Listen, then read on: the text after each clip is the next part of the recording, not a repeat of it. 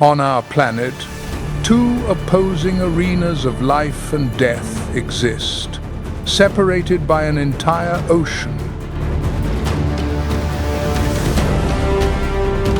One is the African Savanna, a place of scorching sun and endless golden grasslands.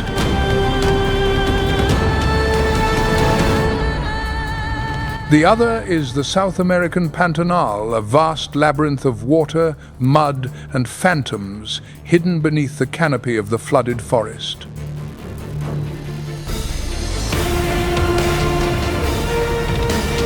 Both are a living hell for the weak, yet a paradise for the supreme predators.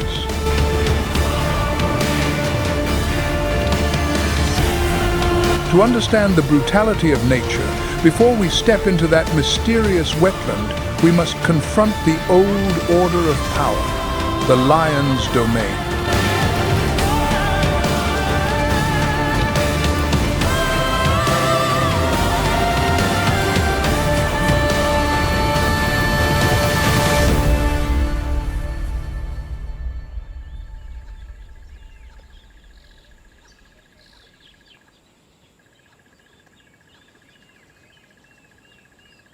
If we seek a definition of absolute power, nowhere is it clearer than in the society of the lion.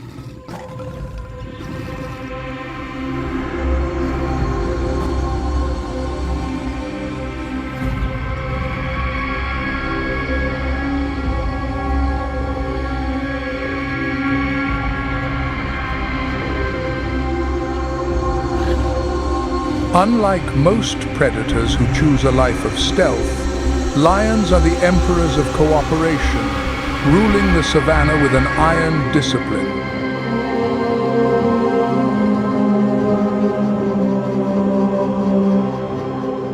Their method of killing requires no subtlety or stealth. It is a direct, overwhelming assault of weight and numbers. A bite to the throat to lock down the target, amplified by the weight of multiple individuals bearing down on the victim. It is a slow, inescapable sentence of suffocation. A pride of lions operates like a war machine. The driver, the ambusher, and the finisher. Every action is coordinated with cold precision.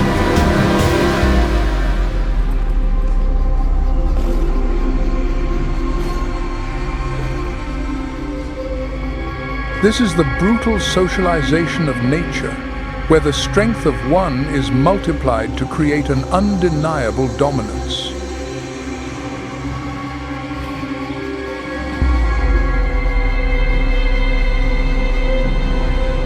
But, on the other side of the hemisphere, where the water is waist deep, this pack rule would be rendered meaningless.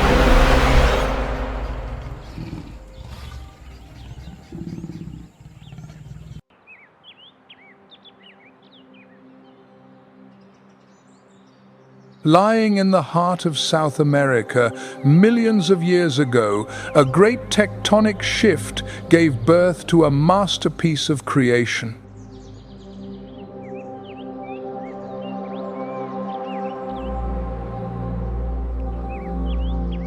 The Andes, majestic walls of rock, suddenly rose, altering the course of ancient rivers.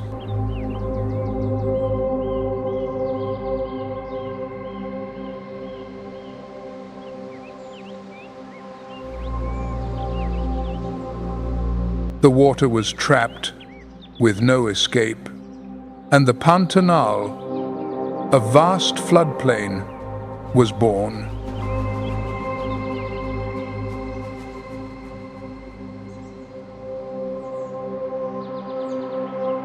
But the Pantanal is not a land of peace.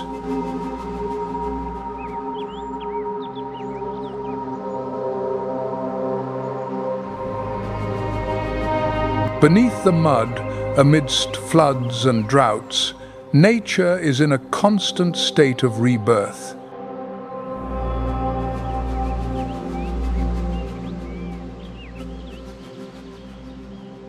Covering up to 75,000 square miles, the Pantanal is home to over 4,700 species of plants and animals.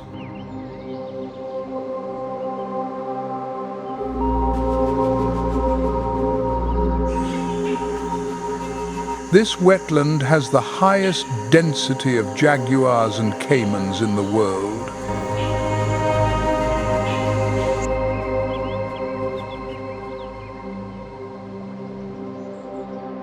The Pantanal is a different world, where everything depends on the rhythm of two seasons, wet and dry.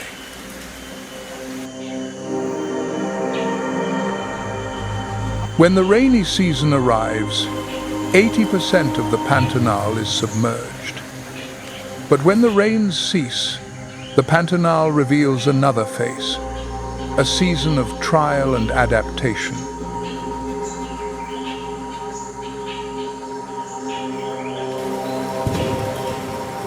Thunder rumbles, the air holds its breath. The first drops of rain touch the ground, followed by torrential downpours.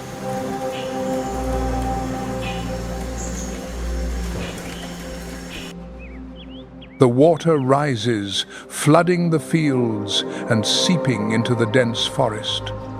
Schools of fish swim joyfully in the new water, while flocks of birds return from afar.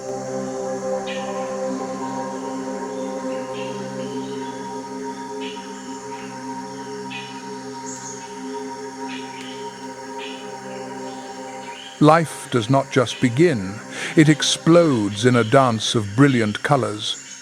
This is also when the predators prepare for their feast.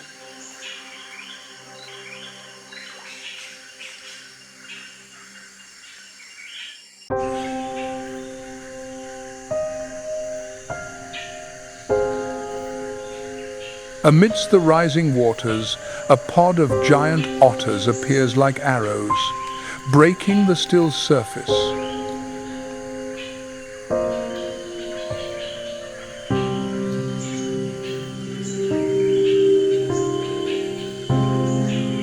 This is when the giant otters are busier than ever. They are not silent like the jaguar, nor discreet like the anaconda.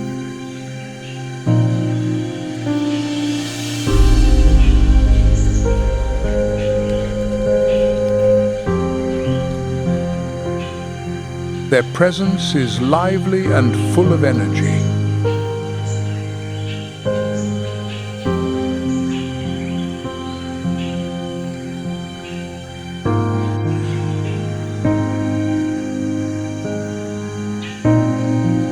With a body that can be nearly 6 feet long from nose to tail tip, the giant otter is not only the largest species in the weasel family, but also the undisputed ruler of the Pantanal's rivers.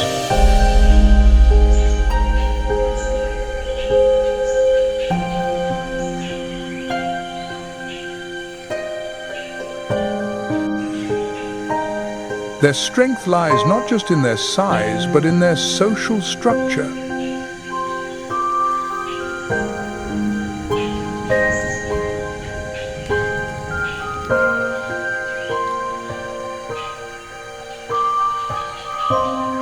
A giant otter family typically has 5 to 10 members, led by an alpha pair.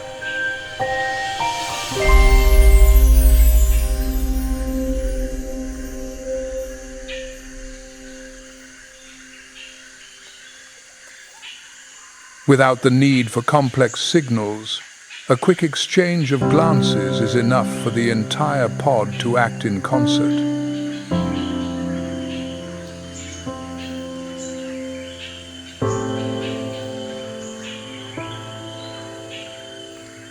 Each member takes its position and role with precision.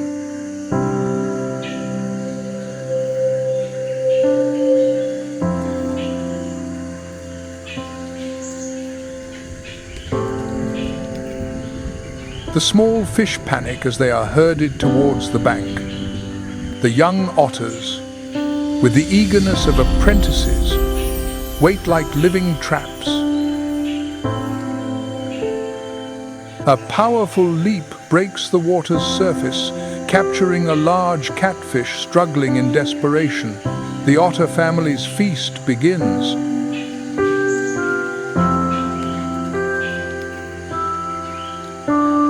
But life in the Pantanal is not always peaceful. The black caiman is not only a formidable predator, but also the giant otter's mortal enemy.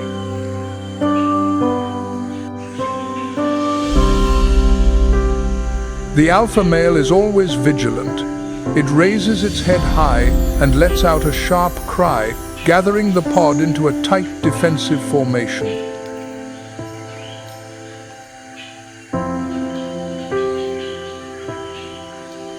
These calls are not just alarms, they are a complex language.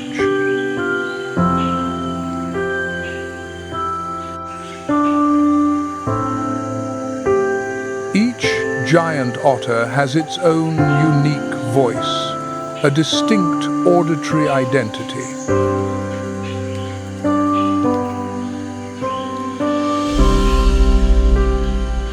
They can communicate everything from urgent warnings to gentle calls to reassure their young.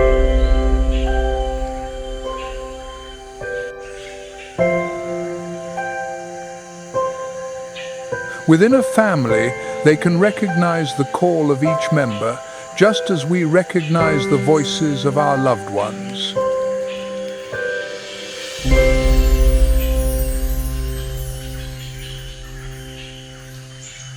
It is not just a pack, it is a society built on sound.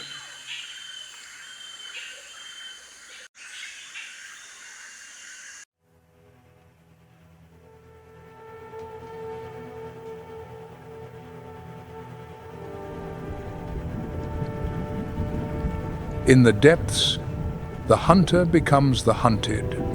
A fearsome school of piranhas does not expect that a giant otter can turn them into lunch.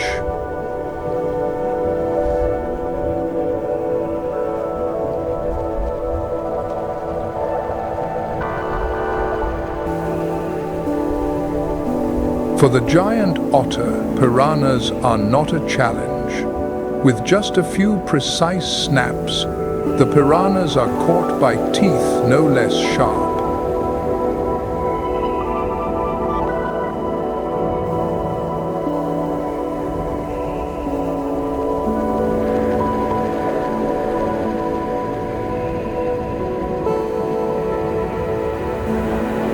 Piranhas can grow up to 20 inches long. The red-bellied piranha, in particular, is known to be the most aggressive.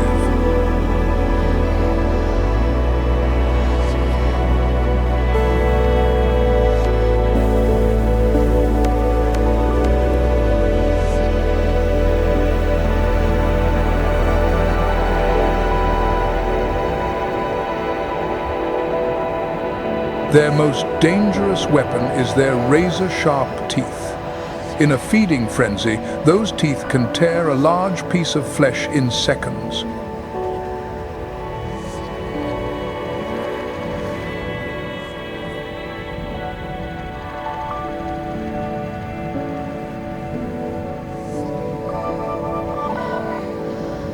However, piranhas are not always the predators.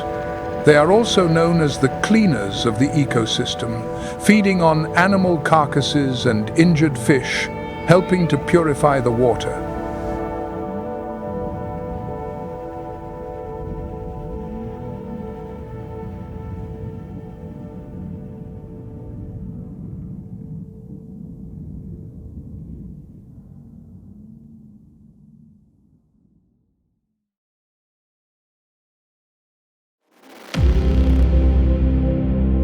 Just beneath the murky water, a silent predator has emerged.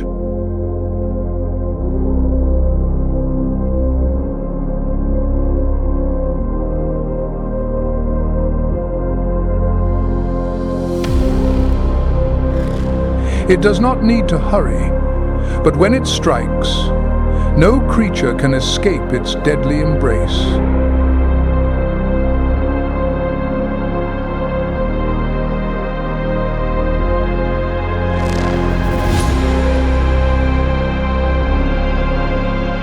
The anaconda, the world's largest snake, is a legendary symbol of the Pantanal.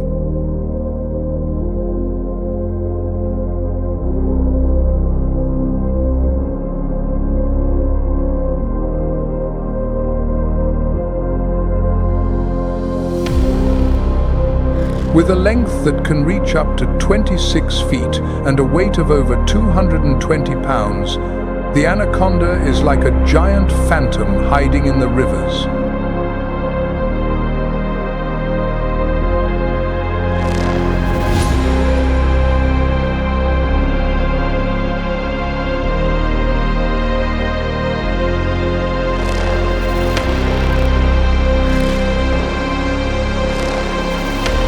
Its natural camouflage blends with the vegetation and mud, giving it an absolute advantage, especially at night.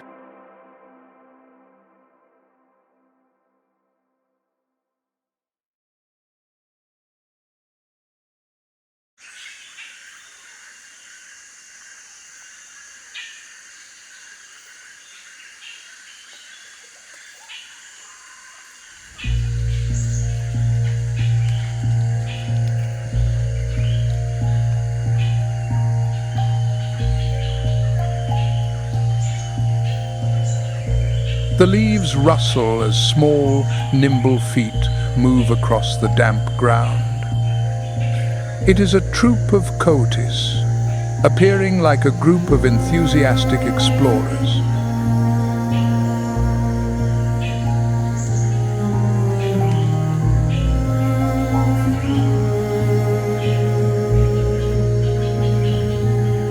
After the first rains, their black and white striped tails are held high, signaling a day of lively activity.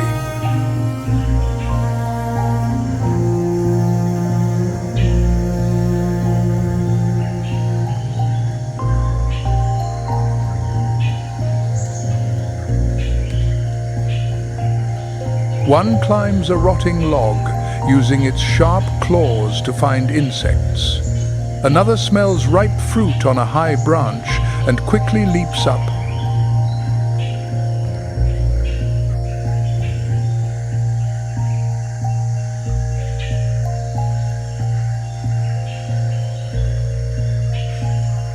But coatis are not just explorers. They play a fundamental role in the ecosystem. As they move, they drop and disperse the seeds of the fruits they have eaten.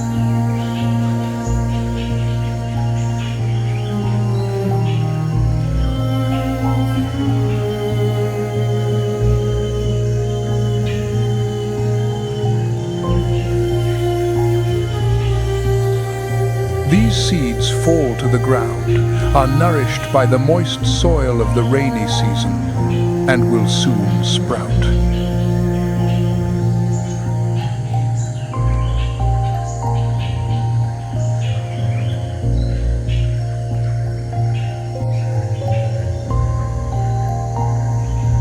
However, even amidst the liveliness, danger lurks. A fleeting movement in the undergrowth.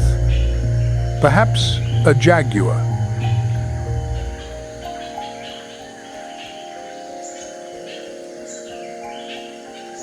The entire troop of coatis quickly gathers, forming a defensive circle. An alarm call rings out, a warning to other creatures in the forest.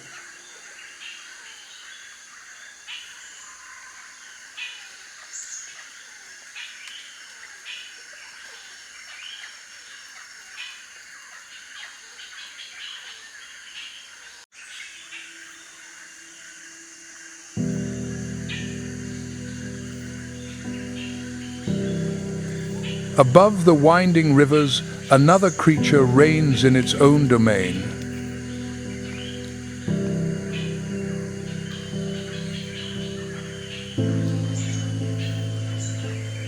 From on high, a harpy eagle watches in silence, ready for a perfect hunt.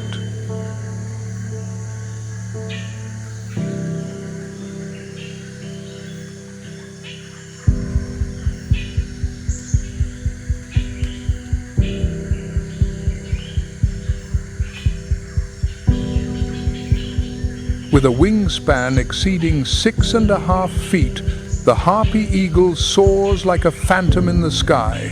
Its sharp eyes scan the dense canopy.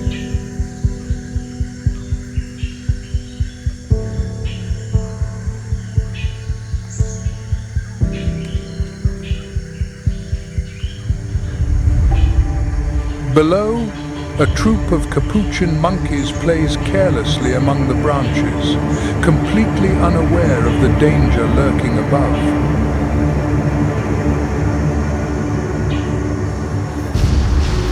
The harpy eagle targets its prey, a small monkey slightly separated from the troop. It is engrossed with a ripe fruit, a moment of carelessness, and its position is revealed.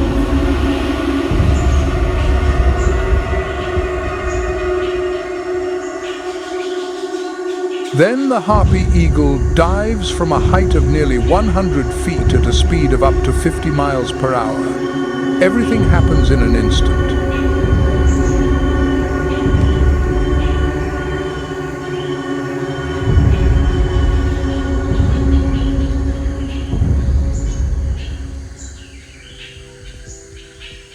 Returning to its nest on the highest treetop, the harpy eagle lands gently. This is not just food, this is the first lesson for the next generation.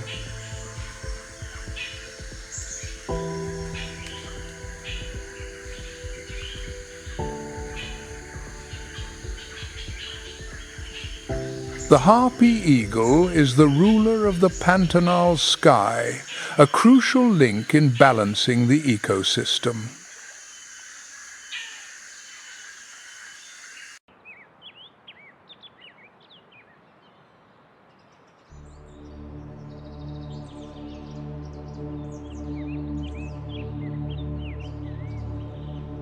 The rains have ceased, and the dry season arrives as a harsh test. The once roaring rivers of the rainy season now shrink to small pools.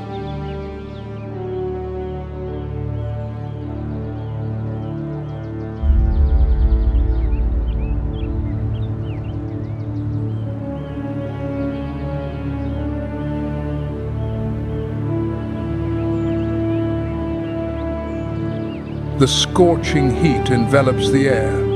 Every creature must struggle to find the most precious resource: water.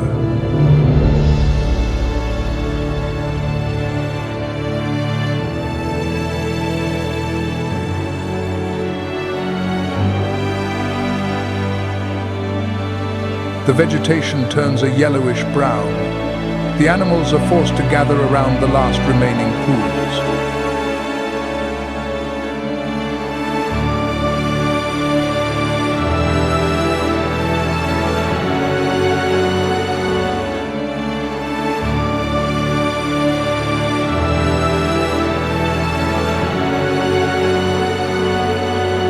These are not just sources of life, but also fierce battlegrounds where the strong prevail and the weak are quickly eliminated.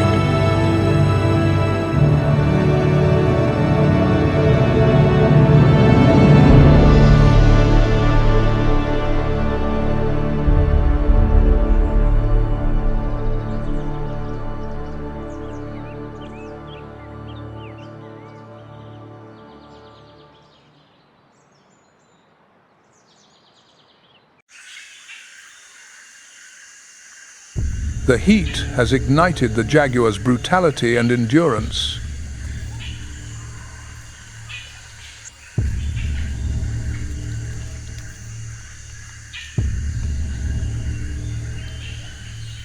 Its golden, rosette-spotted coat blends perfectly with the withered vegetation.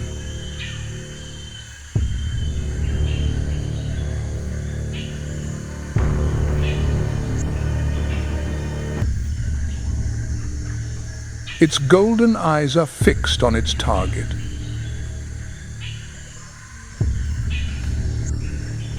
An unwary capybara.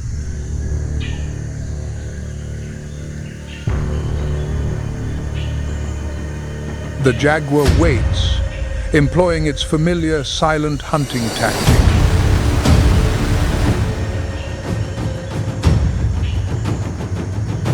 This is not just a hunt, it is a masterclass in patience. The capybara takes another step, a fateful step.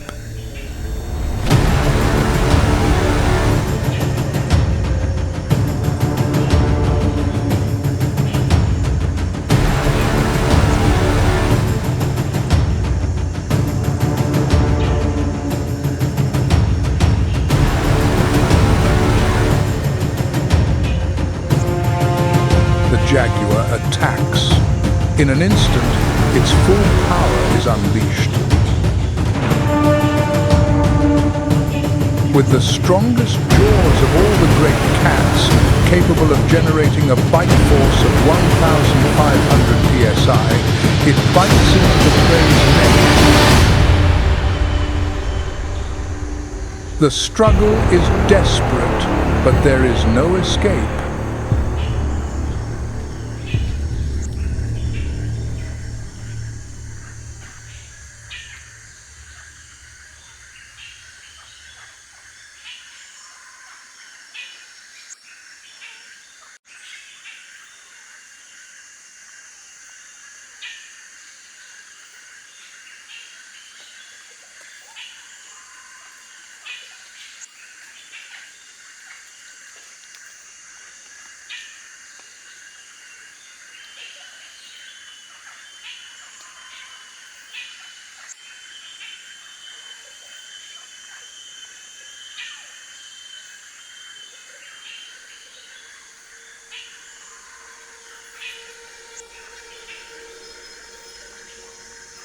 If the jaguar is the lord of the land, then in the water, no one can contest the throne of the Yakare caiman.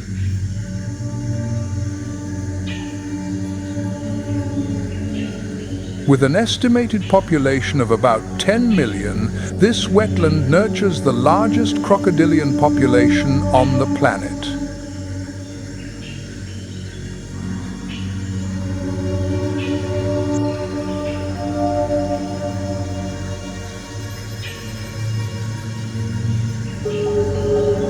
They do not need to hide. Their presence is the law.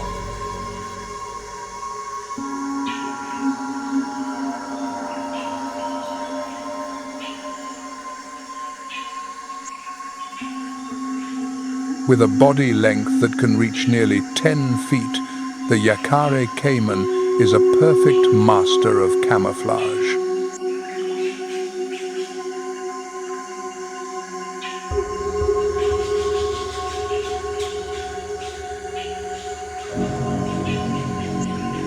Almost invisible in the murky water, they reveal only their small, gleaming eyes and nostrils, the only senses that break the still surface.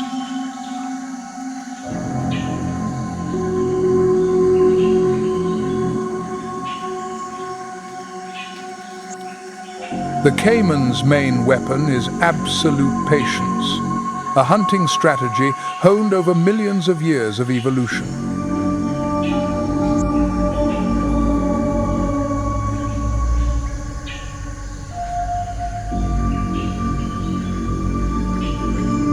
A school of fish swims by, perhaps piranhas or catfish. The caiman does not rush.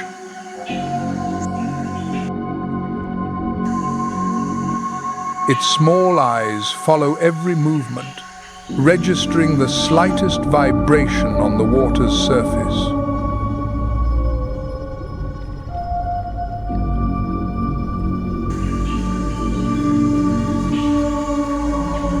The silence stretches on. Then suddenly, chaos erupts.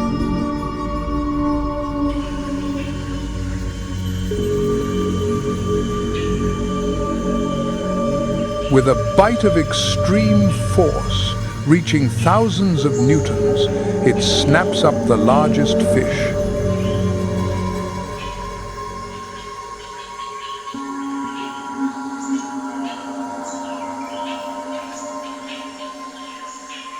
It all happens in an instant.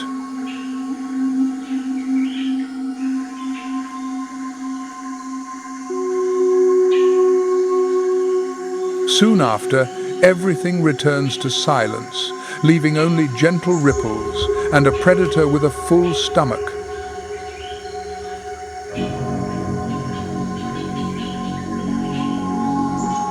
But life in the Pantanal is an unforgiving cycle.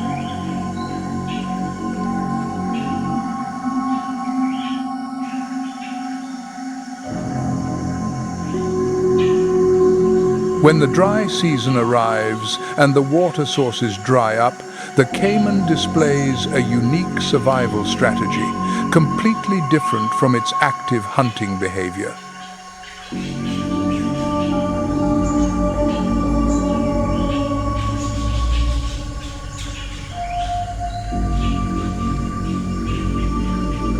During the dry season, when the water dries up, the caiman displays a unique survival strategy.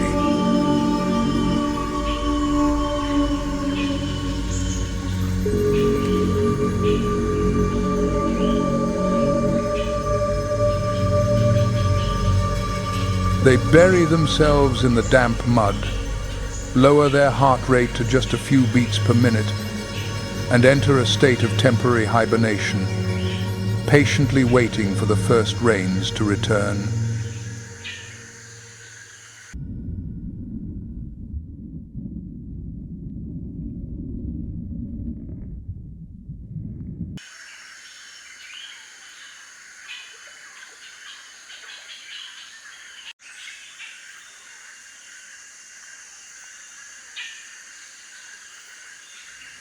The dry season becomes an unforgiving battlefield.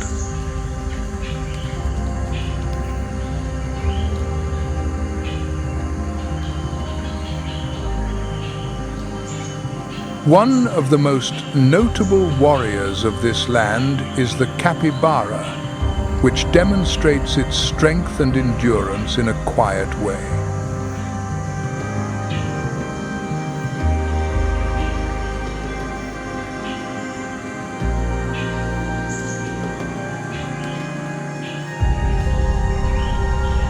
With a length of up to 4 feet and an average weight of 110 pounds, the capybara is a substantial meal, making it a prime target for jaguars, anacondas, and caimans.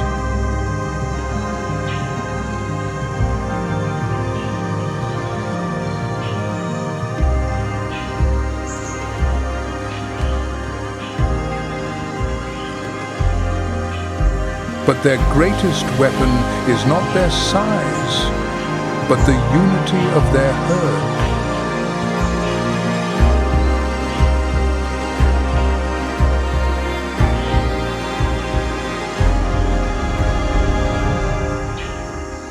A predator never faces a lone individual, but a wall of vigilance.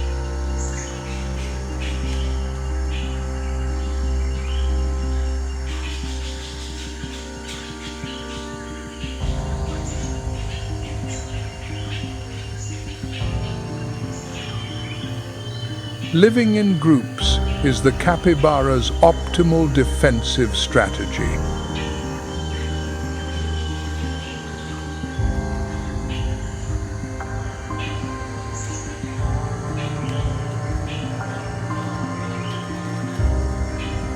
While some members stand guard, upright on high ground to scan the horizon, the rest can rest or forage in peace.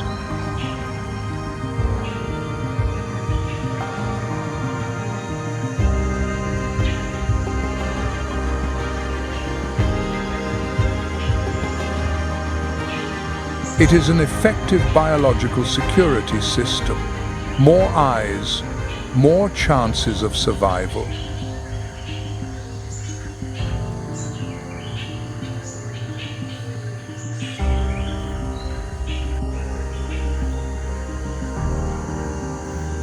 When threatened, their first tactic is to retreat into the water.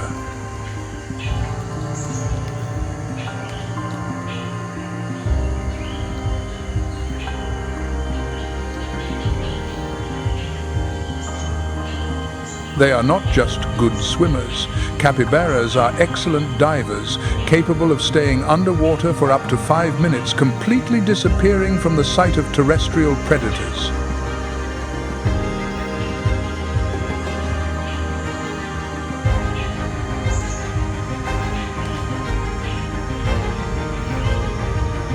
However, it is this amphibious lifestyle that has created a puzzling phenomenon, a complex relationship with the Yacaré caiman.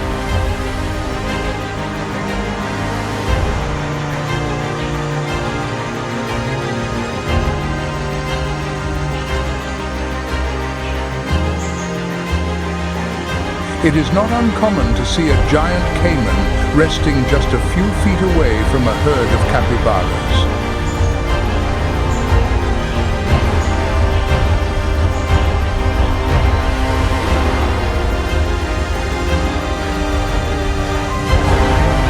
This strange coexistence is not friendship, but a strategic compromise.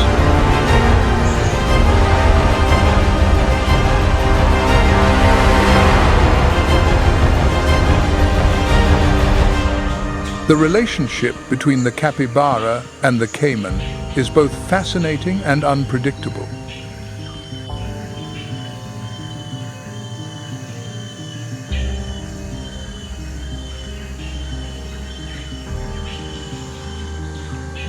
It is not uncommon to see a caiman resting near a herd of capybaras.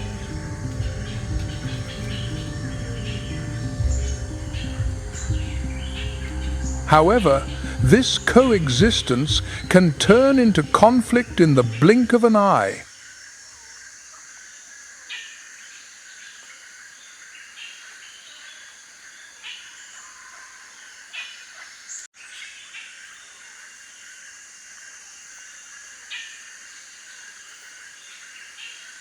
Amidst this challenging landscape, a small predator leaves its silent mark.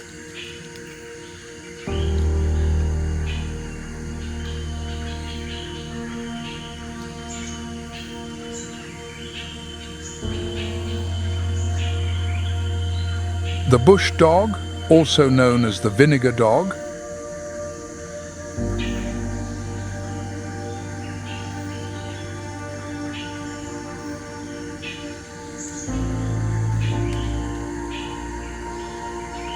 its size is that of a small terrier, but do not let its appearance fool you.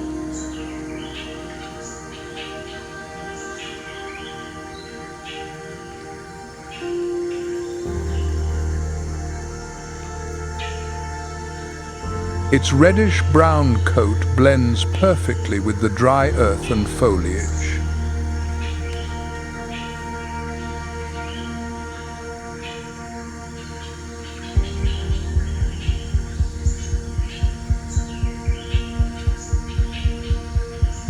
It moves stealthily, making almost no sound.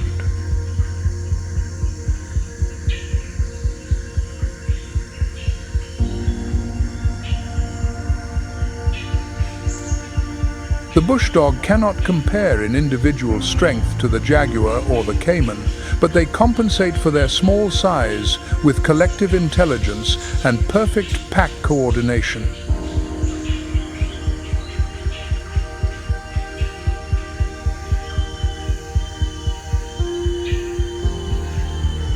In an environment where water and land merge, flexibility is essential.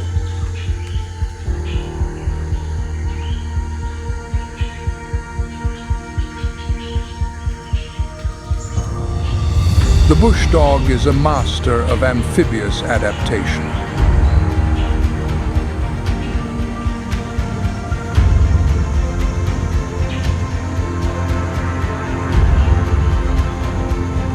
Look at their feet, they are webbed.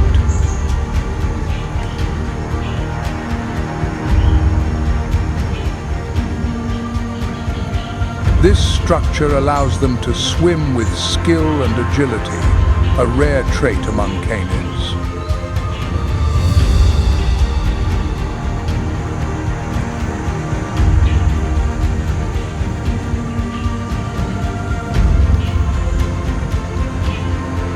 During a hunt, they can use the shallow waters as a strategic shortcut, chasing prey into the river, while other members wait on the bank to head it off.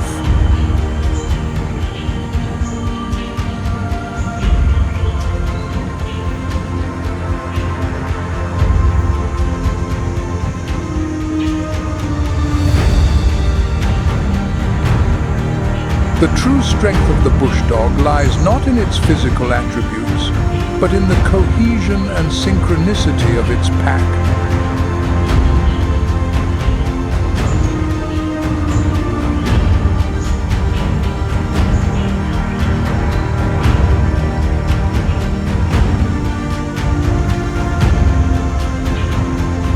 A typical pack consists of 3 to 12 individuals. They are persistent hunters, working together as a single unit.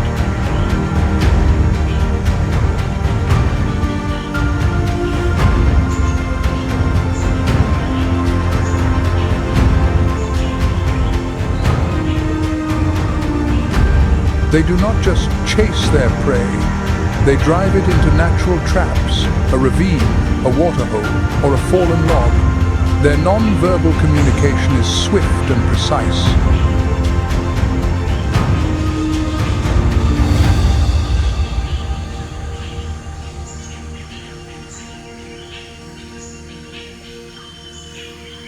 When attacking, the lead dog may act as a decoy, while another member secretly approaches from behind.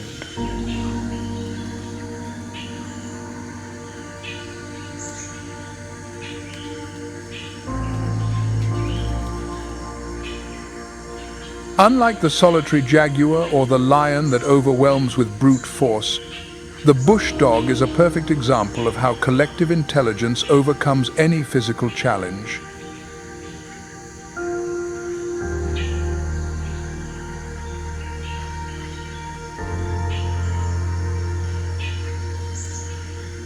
They prove a simple but brutal truth of nature. Sometimes, what matters most is not how big you are, but how well you work as a team.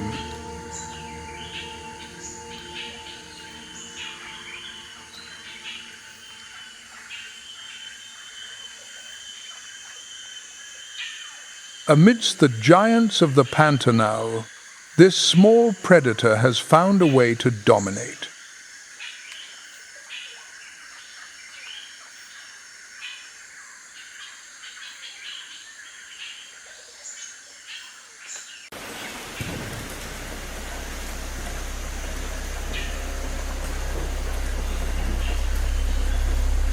A clap of thunder, the first drops of rain fall. Each drop soaks into the dry mud like a blessing sent to this land.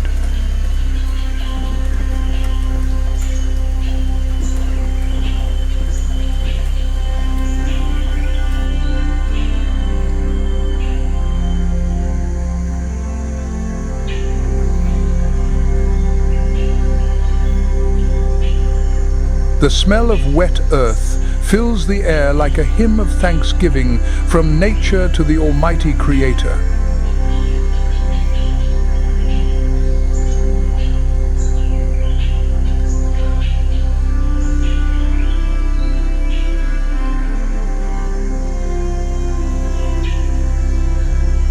The grass begins to grow. The palm trees that had shed their leaves now sprout fresh green shoots.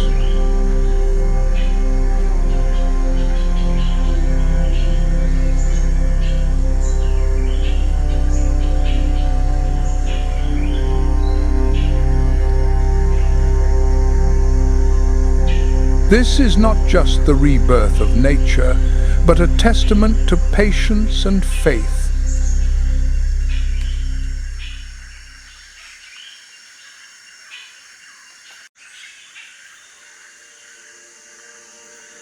Amidst the arid forest of the Pantanal, a clear, bell-like call rings out.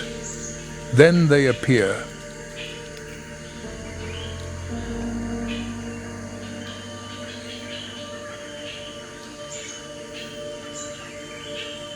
A pair of large parrots soars across the sky, an unmistakable symbol of survival in this place.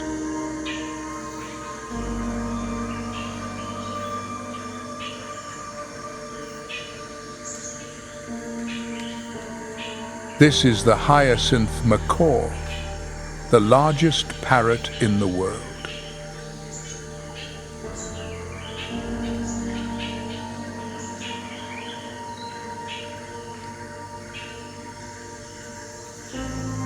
With a length of up to 3 feet from beak to tail tip, this giant bird is truly a magnificent sight.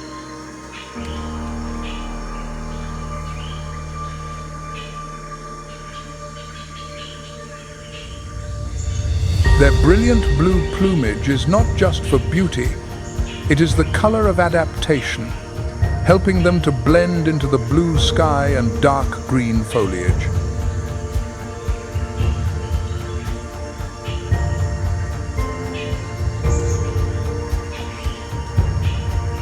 But this beauty hides an incredible strength.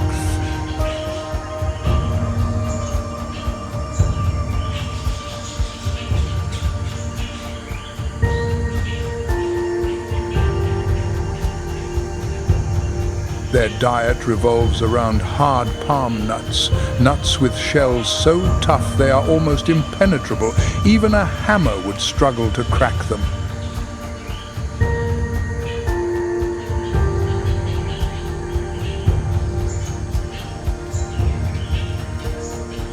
However, the powerful beak of the hyacinth macaw, considered one of the strongest in the avian world, can crush these protective layers with ease.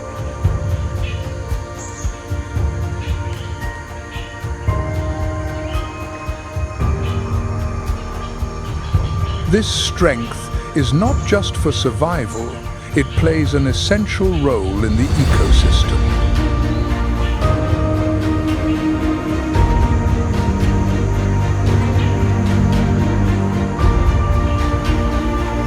While foraging, they drop or carry nuts far away.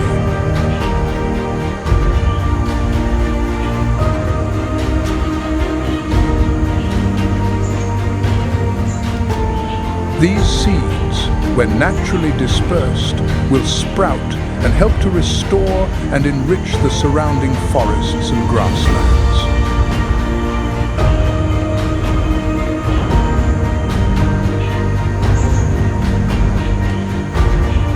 The hyacinth macaw does not just eat, they are the effective gardeners of the Pantanal.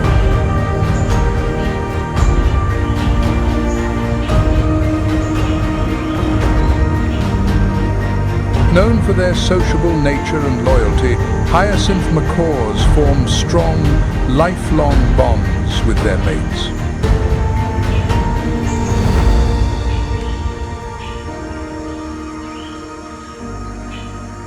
They fly, forage, and rest in pairs or small flocks, demonstrating cohesion and mutual care.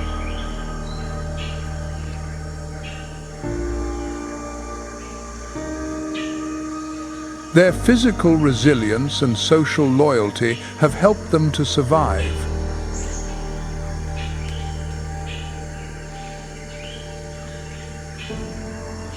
The hyacinth macaw is truly a blue gem, a fragile symbol of beauty and strength in this wetland.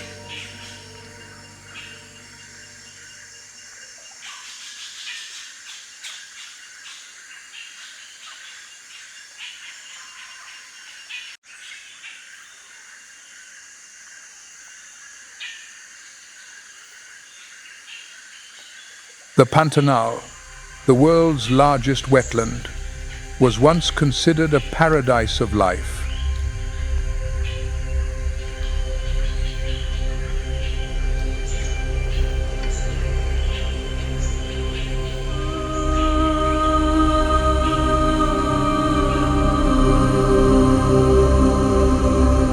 However, today, This place is not only a symbol of rich life, but also a battlefield where nature and humanity confront each other in an unequal fight.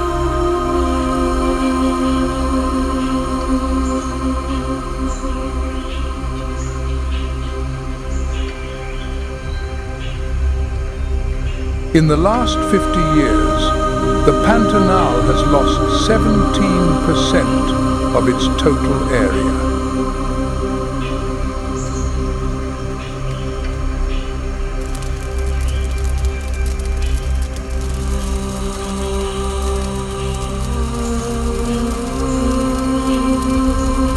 In recent years, the Pantanal has faced increasingly severe droughts, culminating in devastating wildfires that have burned millions of acres.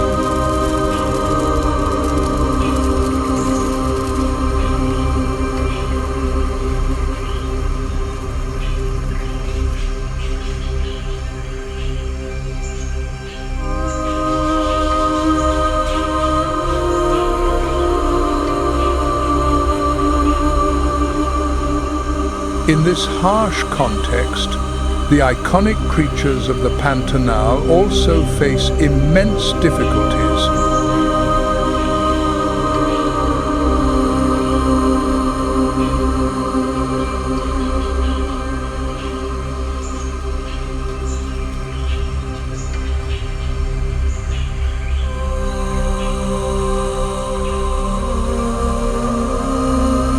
The hyacinth macaw is also struggling to find the palm trees that provide its main food source.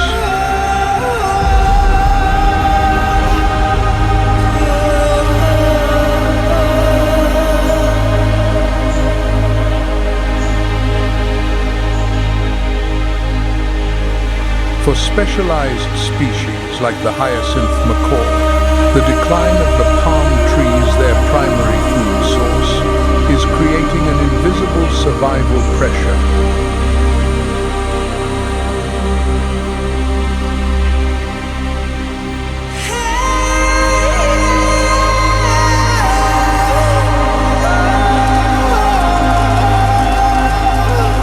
Prolonged droughts have made the Pantanal's forests more susceptible to fire. In 2023, over 2,500 fires were recorded in the first half of the year alone.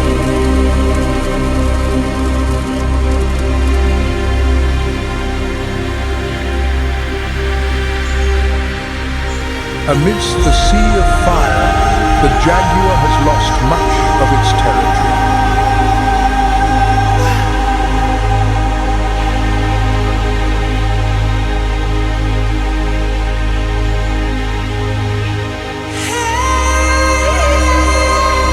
The horrific wildfires not only destroy habitats, they also erase movement corridors, isolating jaguar populations and pushing them into fiercer conflicts over the remaining resources.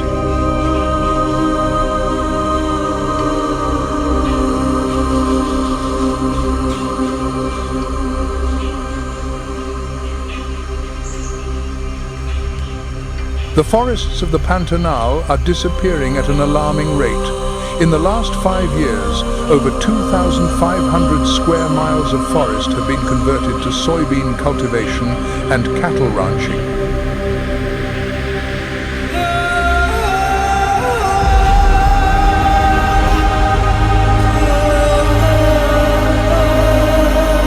Water, once a source of life, has now become a threat. The rivers of the Pantanal are being polluted by chemicals from agriculture and mining.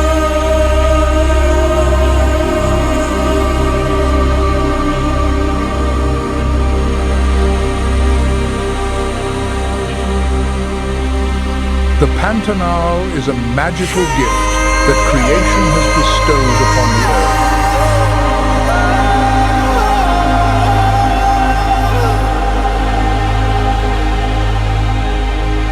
Even amidst the darkness of drought, wildfires, and human encroachment, there are tireless efforts to protect and preserve life.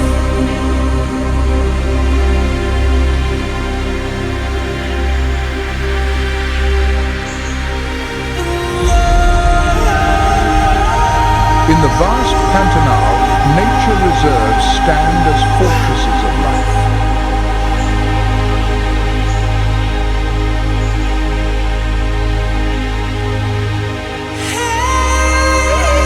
Modern technology has become an important tool. Satellites are used to monitor wildfires and changes in vegetation.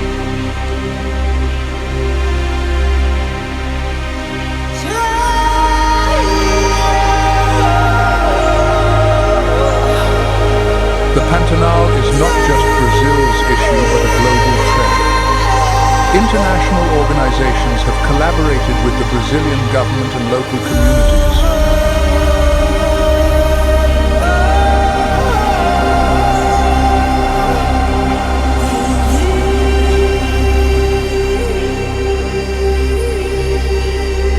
One of the most notable achievements is the recovery of the giant otter population, a species that was once on the brink of extinction.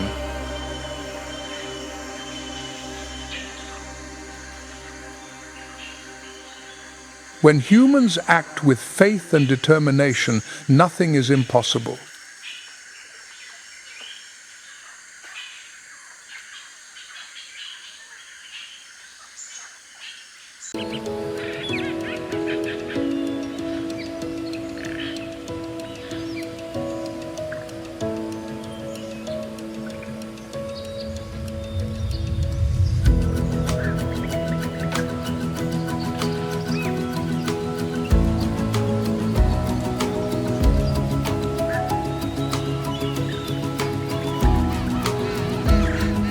Under the soft twilight of the Cape Floristic region, the African penguin, the only penguin species,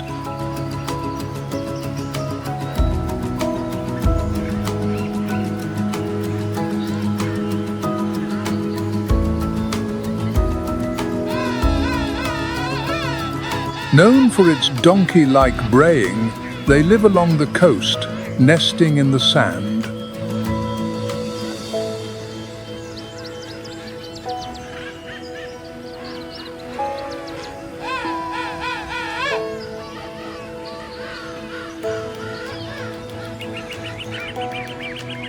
Upon reaching reproductive maturity, the foundation of the pair is a monogamous relationship.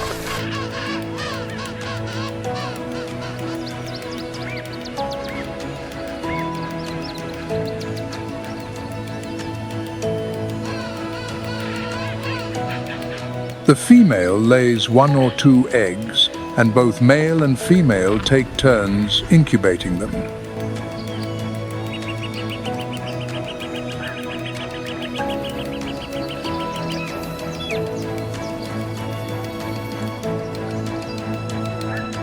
After hatching, the chicks are carefully protected by both parents, who go out at dawn.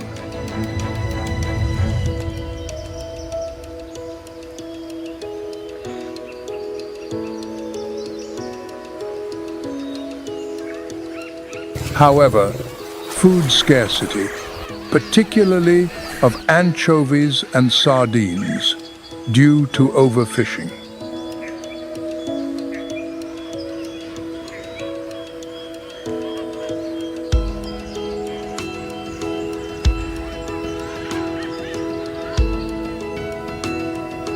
According to censuses in 2023 and 2024, the total number of breeding pairs has dropped to about 9,900.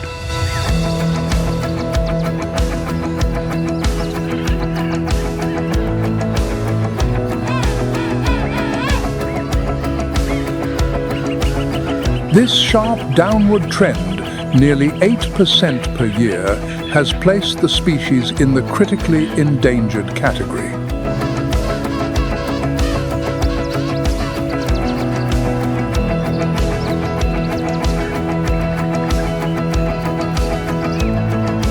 Current conservation efforts focus on establishing no-take marine zones near the coast.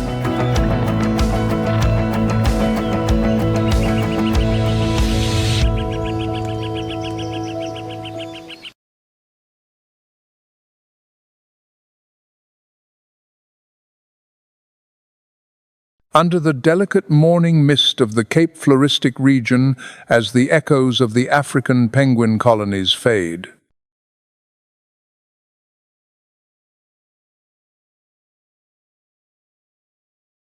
The Cape Griesbok, an antelope endemic to the Fynbos region, chooses a survival strategy.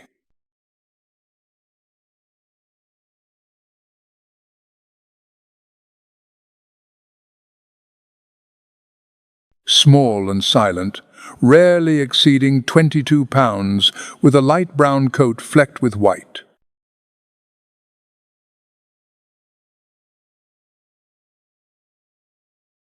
This species has solitary habits, often foraging at night to avoid predators.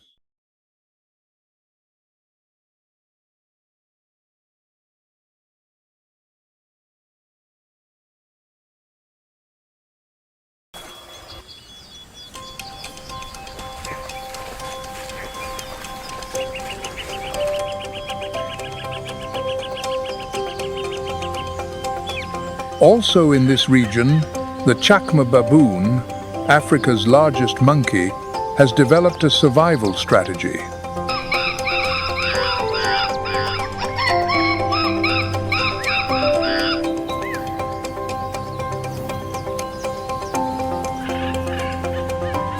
Living in large troops on the forest edges and on cliffs, they climb with ease.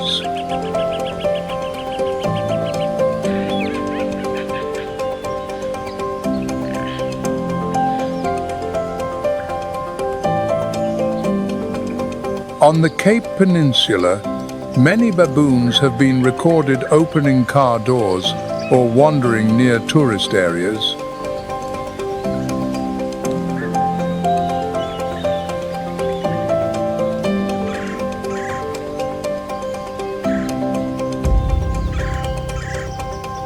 Their diverse foraging ability is admirable.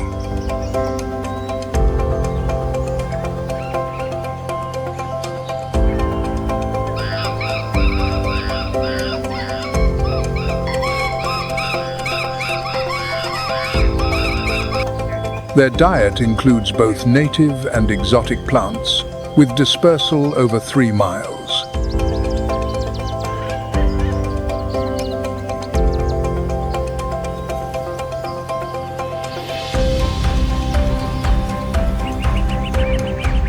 However, the relationship between baboons and humans is fraught with conflict.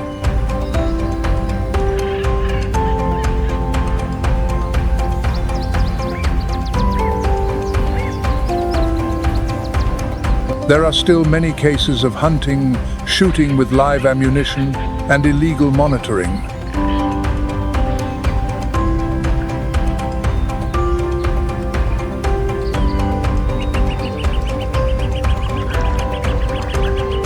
Behavioral analysis shows that after episodes of human-induced violence, baboons change their habits.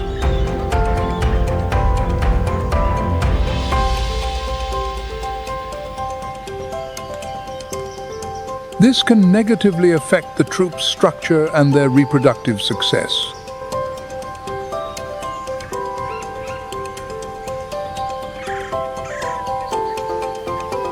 Baboon troops have a complex social system.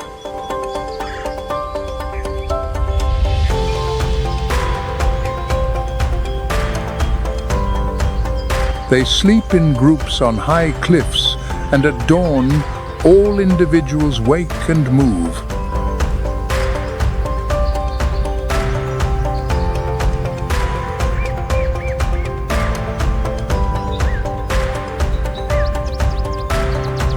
Among the lower levels of the forest, as the chacma baboon troop retreats into the shade of the rocks,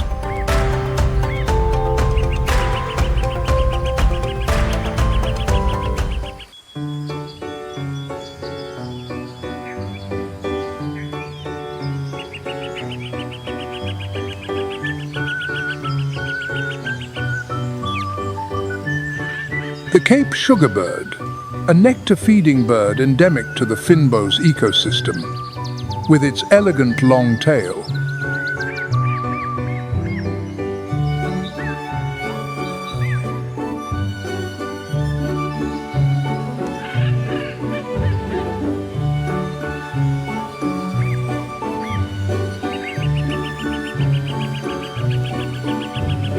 It glides gently among protea blossoms, sipping sweet nectar and inadvertently carrying pollen.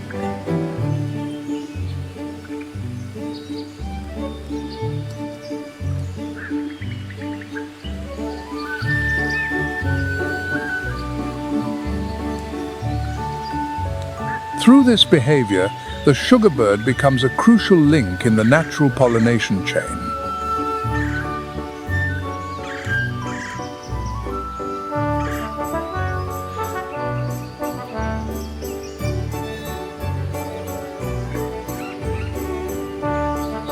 Data from 2024 shows this species is the primary agent enabling over 70% of protea plants.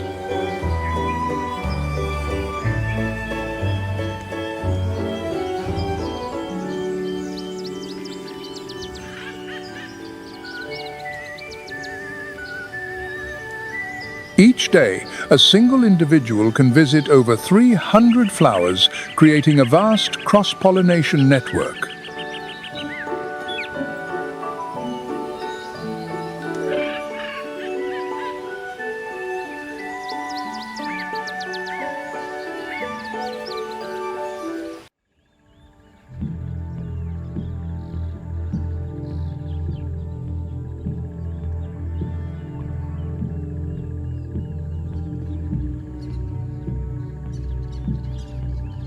Despite possessing one of the world's richest ecosystems, South Africa currently faces a series of alarming threats.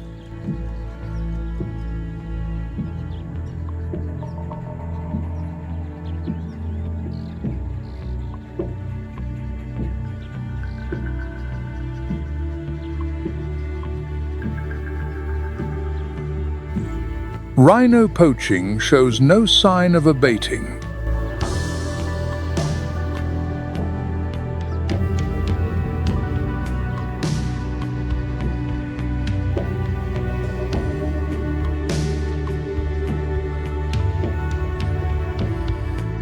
In the first quarter of 2025, 103 individuals were slaughtered, mostly in national reserves.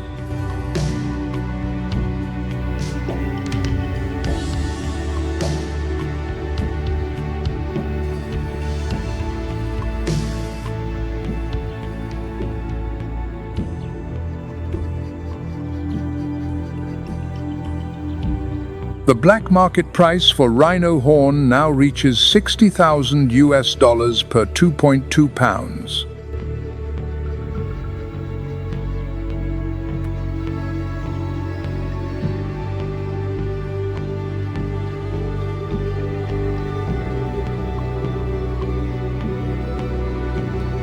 Wildfires are another danger, increasing in both frequency and intensity.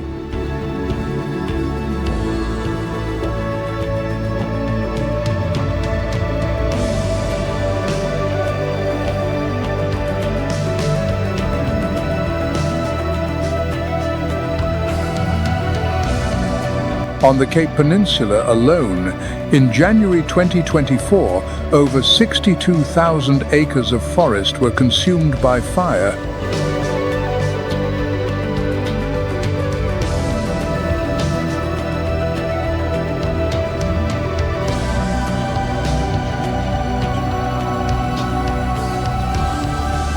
Studies show that an average of 9% of the fynbos and mixed shrubland vegetation burns.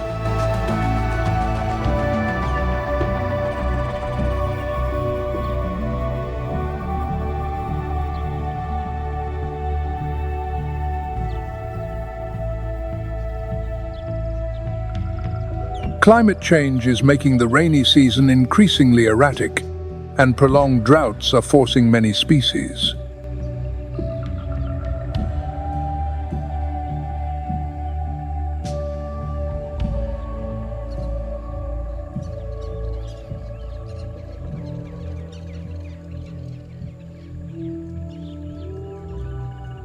Meanwhile, the boom in ecotourism over the past decade, though generating significant revenue,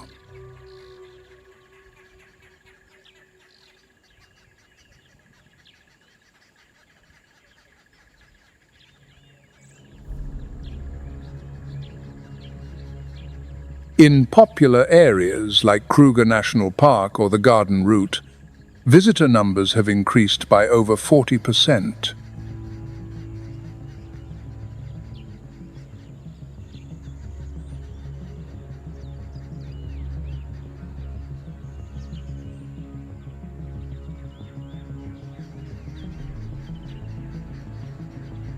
However, over-tourism has caused soil erosion and fragmentation of biological corridors.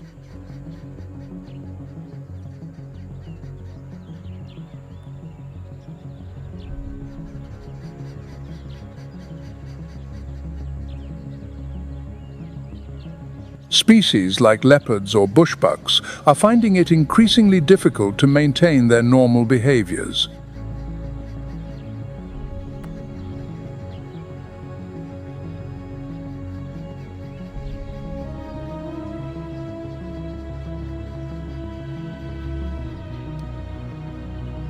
Additionally, waste left by tourists, from plastic bottles to leftover food, is altering habits.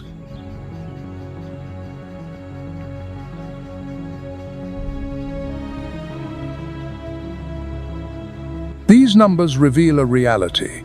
The boundary between nature and humanity in South Africa is becoming increasingly blurred.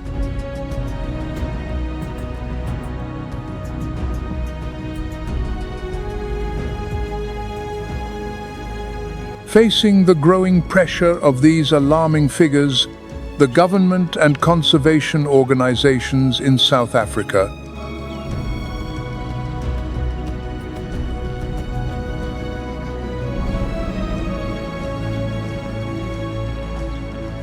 By the end of June, 15 suspects had been arrested, and 5 cases related to rhino poaching had been brought to trial.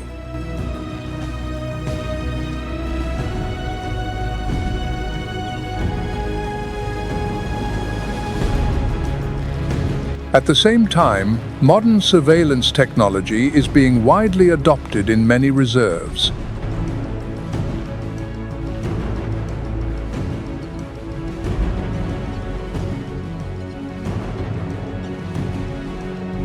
Notably, June 2025 marked a significant milestone as South Africa joined the CITES Rhino Task Force program.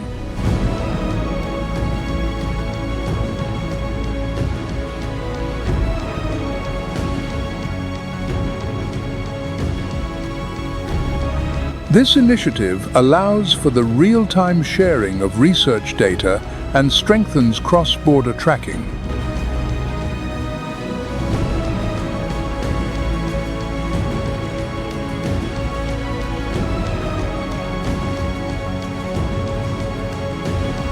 Furthermore, ecotourism areas are regulating visitor numbers, combined with community education.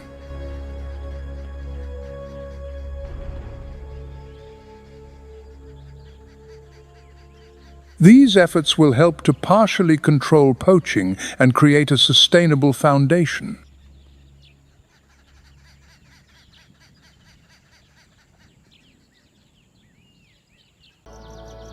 Some semi-permanent water sources persist longer into the dry season thanks to the deeper, nutrient-rich clay soils.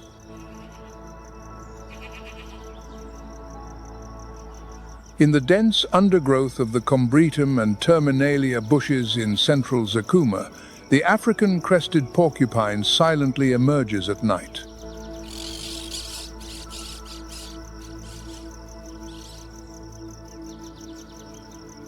With quills that can be up to 16 inches long, raised when threatened, this rodent is known for its passive but highly effective defense mechanism.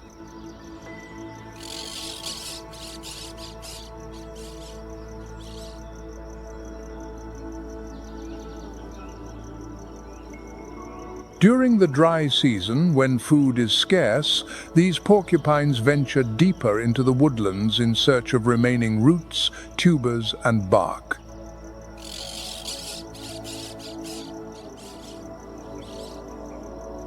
However, this does not significantly affect the porcupine's health, thanks to its specialized digestive system and a clever nutritional strategy.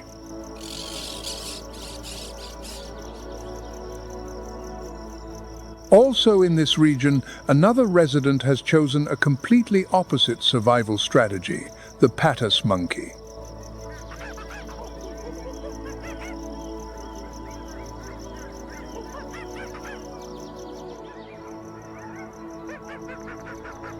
No hiding, no burrowing. They burst into the open grasslands with remarkable speed.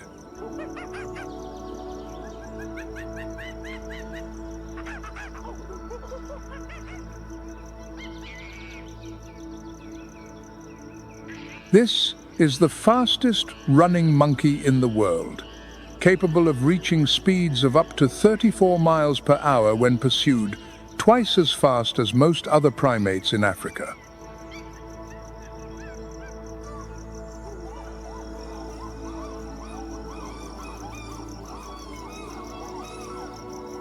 The patas monkey has a slender body, powerful hind legs, and a long whip-like tail, nearly as long as its body, which helps maintain balance.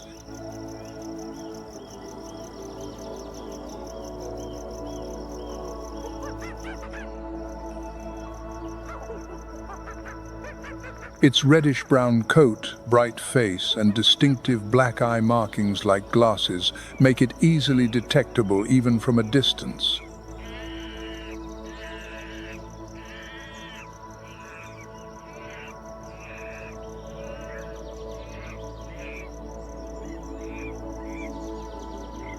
They live in small groups, led by a dominant male, are active during the day, and are constantly on the move in search of seeds and insects.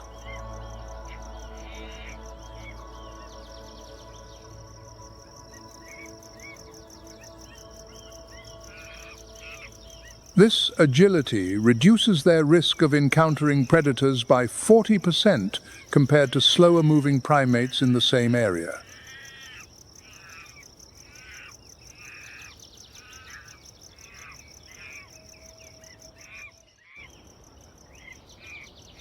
Not all species choose to disperse and move with the flexibility of the patas monkey.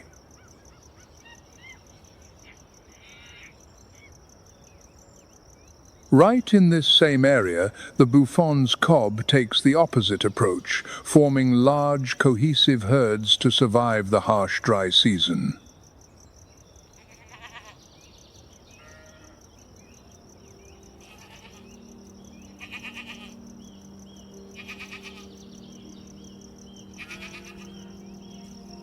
A distinct subspecies of the cob, the buffon's cob, is widely distributed across Central Africa and the Sahel, areas that now have arid soil, scorched grass, and dust-covered depressions.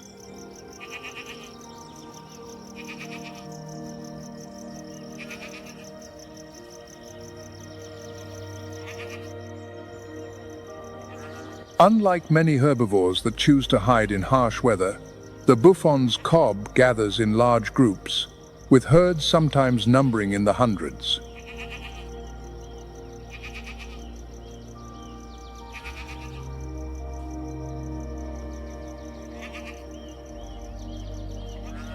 Each herd has a well-structured social hierarchy, often divided into 3 groups.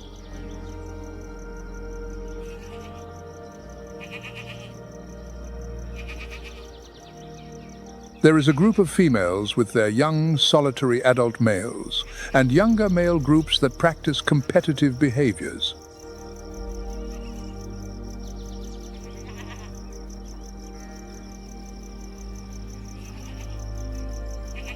At the end of the dry season, before the first rains arrive, the adult males begin to establish mating territories.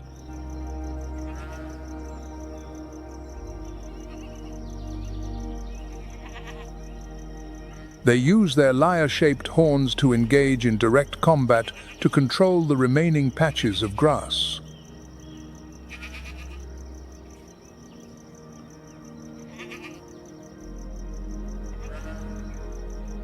GPS tracking from 2025 shows that the dominant males control territories of 0.3 to 0.6 square miles, which they hold for the 2 to 3 peak breeding weeks.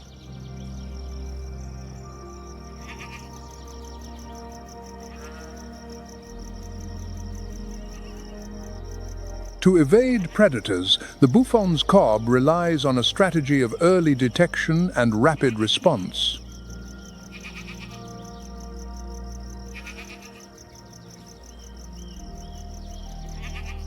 They have a wide field of vision and extremely keen hearing, with many individuals constantly on alert at the edge of the herd.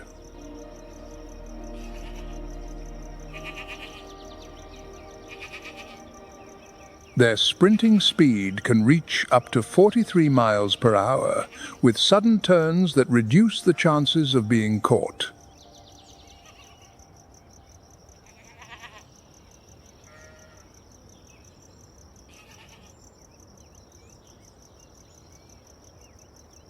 Like the cob, the African bush elephant also lives in herds. But their survival strategy is uniquely shaped by a different kind of hardship, one not rooted in weather or terrain.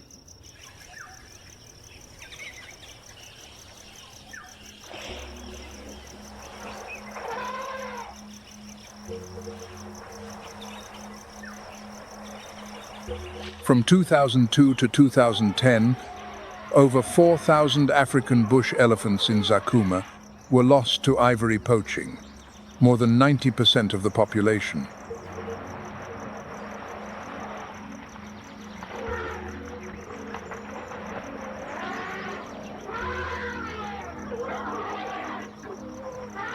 The impact was devastating, leaving deep fissures in the elephant's social structure.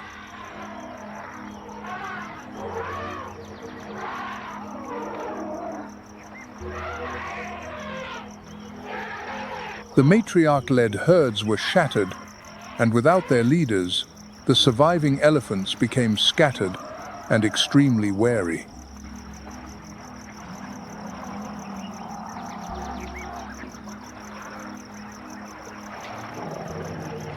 The loss of the matriarchs, the keepers of migratory and landscape memory, left the herds disoriented.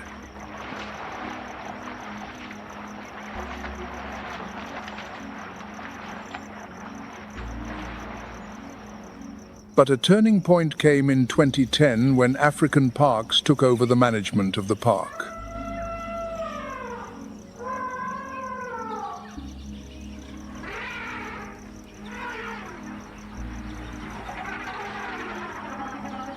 By early 2025, Zakuma's elephant population had surpassed 750 individuals, with more than a quarter being calves.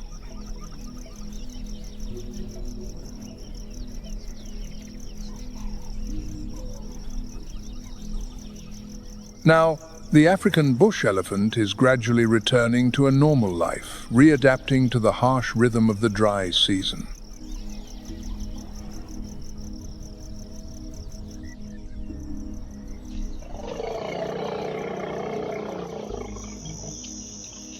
In these conditions, the spatial memory of the matriarch becomes the key to survival.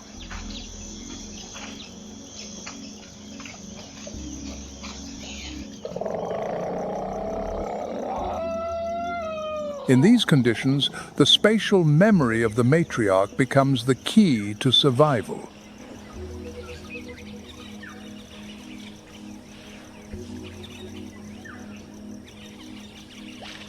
Under the leadership of the oldest female, the herd moves constantly to reach areas like the Bahr Salamat riverbed.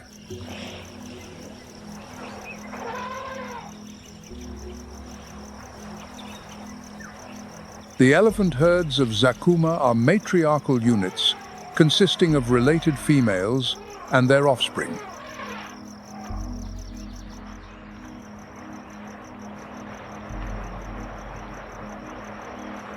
Each herd functions as a close-knit, highly coordinated social group in moving, foraging, protecting the calves and sharing survival information.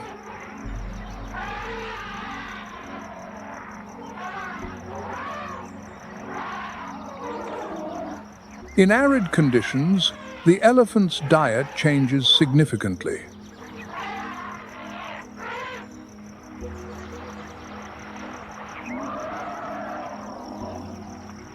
When fresh grass is gone, they switch to dry leaves, broken branches, roots, and bark, consuming from 265 to 330 pounds of vegetation per day.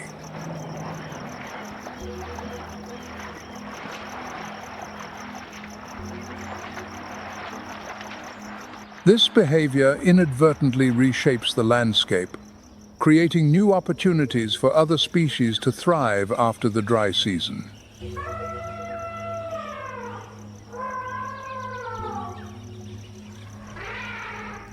Their trunk, containing over 40,000 individual muscle bundles, is a crucial tool and weapon in their survival.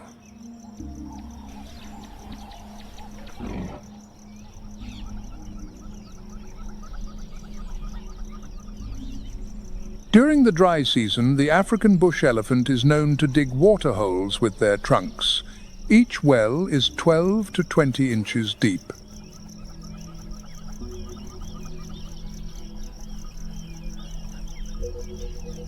In times of extreme scarcity, ecological stress can lead to encounters with top predators like the lion.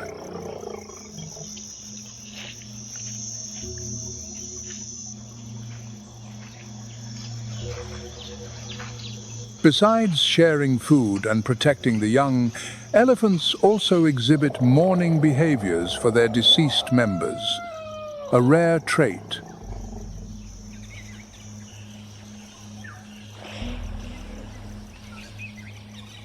Zakuma National Park is gradually reclaiming its role as a true ecological sanctuary.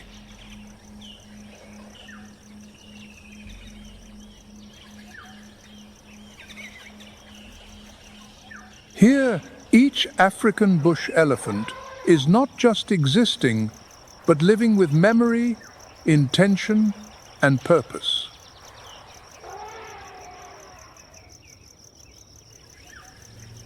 As the thick night swallows the savanna, the mother elephant's every purpose contracts into a single instinct to protect.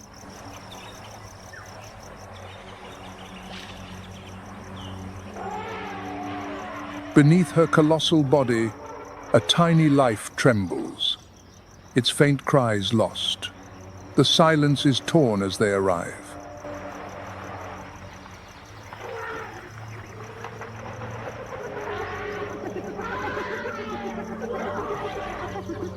A whole clan of hyenas emerges from the bush, their circle tightening with a macabre laughter, turning the still night into an arena.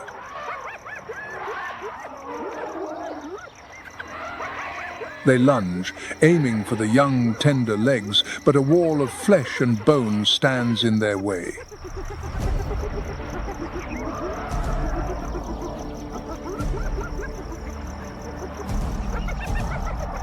The mother trumpets a sound that shakes the heavens, not of fear, but of a primal fury.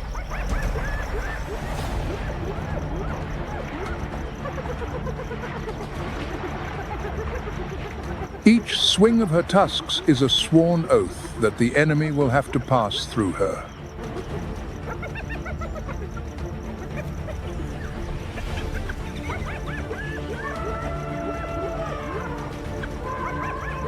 In a circle of death, a mother's love blazes, brutally and fiercely beautiful.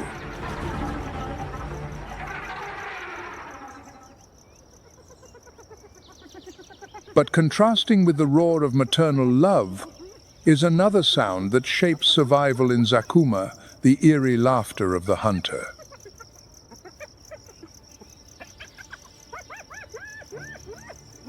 The spotted hyena has one of the most powerful bites relative to its body size, exerting a force of up to 1,000 pounds, force enough to crush the large bones that lions leave behind.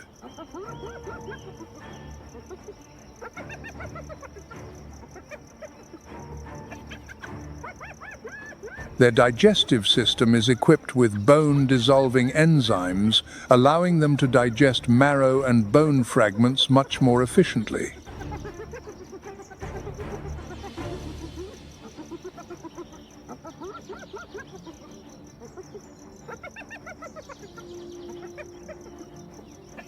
They live in matriarchal clans. Each group is led by dominant females, usually related by blood, along with their offspring.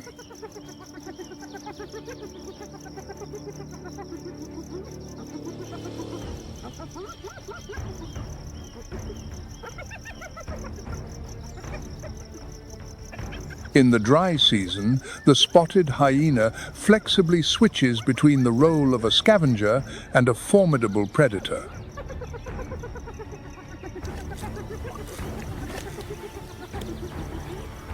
They often arrive at lion kills to compete, using their large numbers to intimidate and steal the carcass when the original predators are off guard.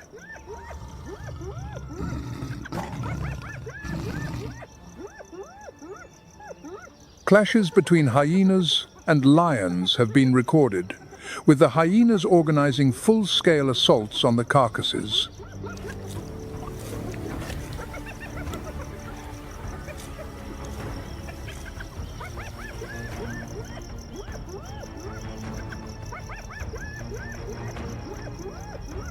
Even more incredible is their willingness to consume the remains of their own kind, an act that is both cold and efficient.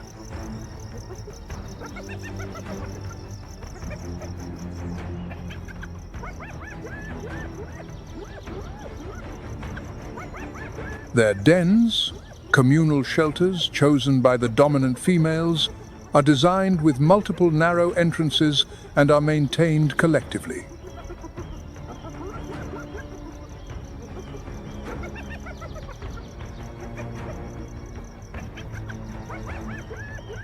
In the dry season, when direct hunting becomes more difficult, the spotted hyena relies more on scavenging.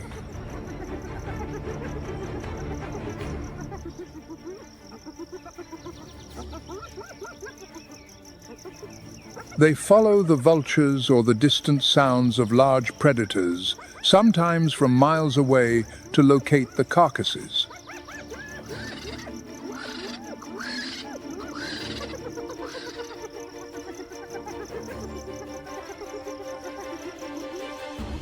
Unlike the lions, they are not dependent on the seasonal migrations of their prey. Instead, they adapt to the prey's movements.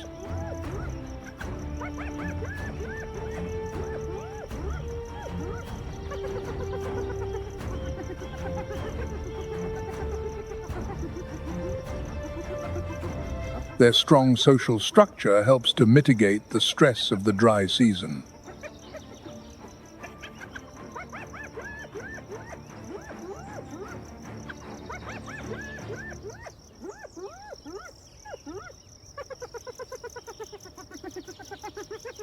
When a dominant female dies, her successor, usually a daughter, quickly steps in to restore order and stability to the clan.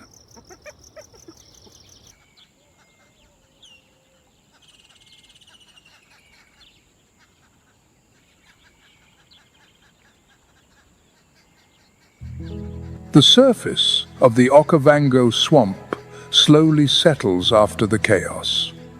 The last ripples fade, leaving only the smell of mud and a thin sheen of blood shimmering in the sunday.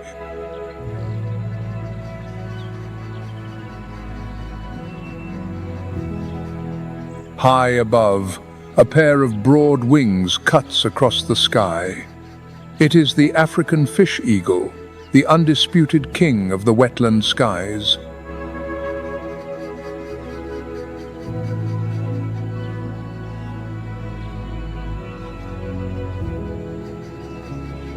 With vision that can spot prey from over half a mile away, the African fish eagle does not need to soar as low as other predators.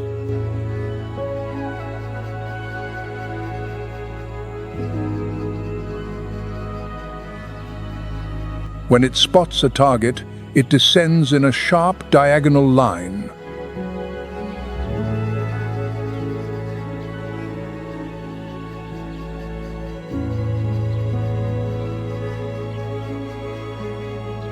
Suddenly, its great wings fold. The eagle plummets like an arrow shot from the heavens.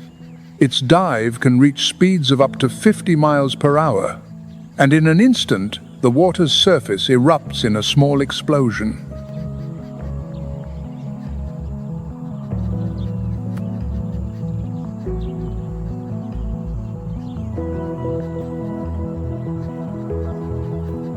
Two curved razor-sharp talons clamp down on a fish weighing nearly 4.5 pounds, lifting it from the water before the ripples have time to close.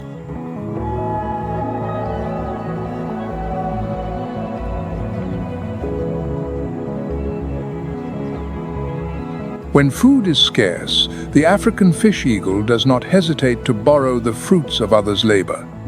It is known for its behavior of kleptoparasitism, or stealing prey from other birds.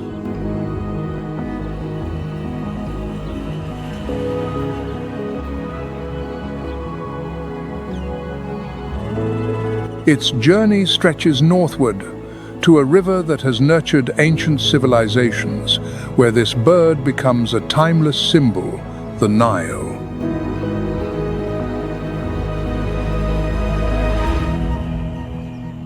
This river flows like a ribbon of jade, carving a line of life through the heart of the arid Sahara.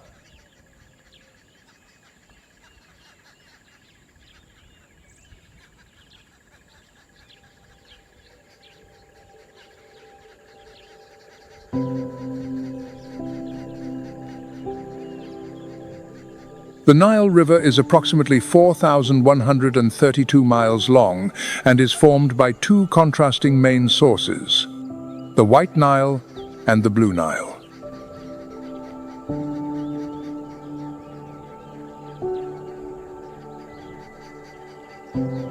The White Nile originates in the Great Lakes region, with its most distant source being the Kagera River flowing into Lake Victoria.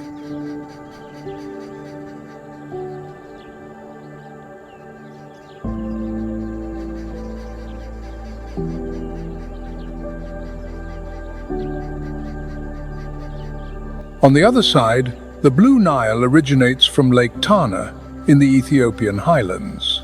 Although only about 900 miles long, it contributes up to 80% of the Nile's water and nutrient-rich silt during the rainy season.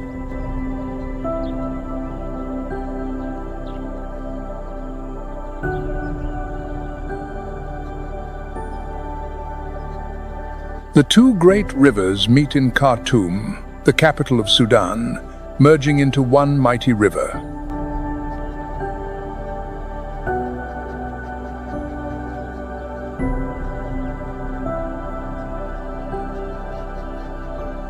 Afterward, the Nile cuts through the desert, creating a vast green corridor through a land where annual rainfall is only between 1 and 4 inches.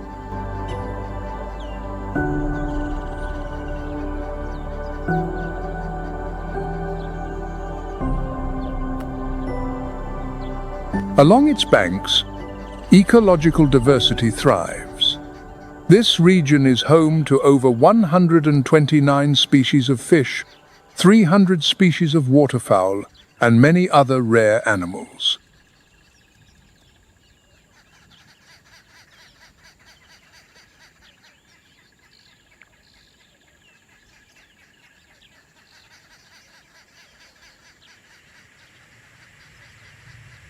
And we begin with the most iconic reptile of the Nile, which is also the largest reptile in Africa, the Nile crocodile.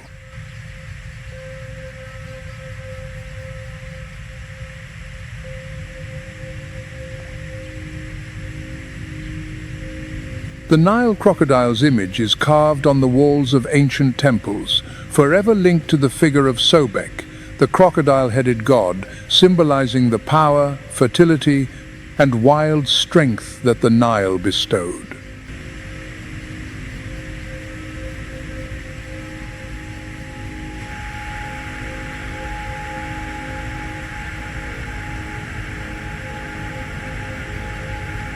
In ancient Egyptian beliefs, crocodiles were not just fearsome predators of the river, they were sacred creatures.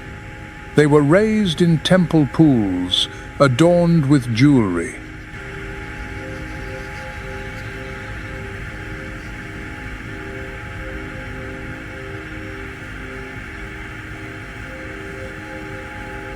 Have you ever wondered why this giant predator bears the name of the river?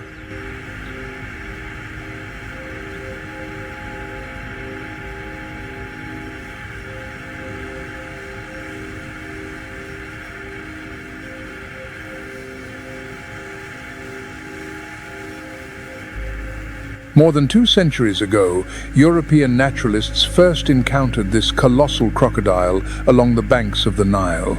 Awed by its power, they named it Crocodilus niloticus.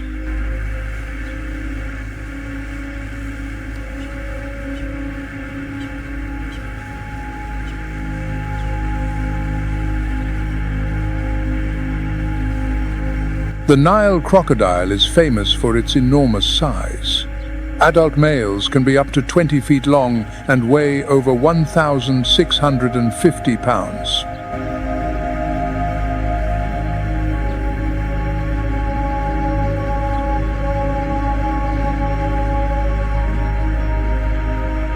Its thick, dark skin provides perfect camouflage in the marshes and murky waters.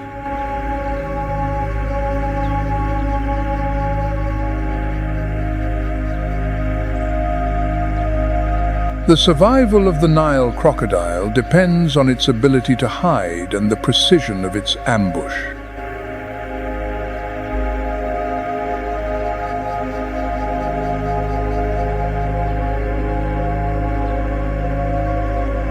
Along the Nile's banks, they choose quiet spots and lie motionless for hours, waiting for herds of antelope, zebra, or buffalo to come and drink.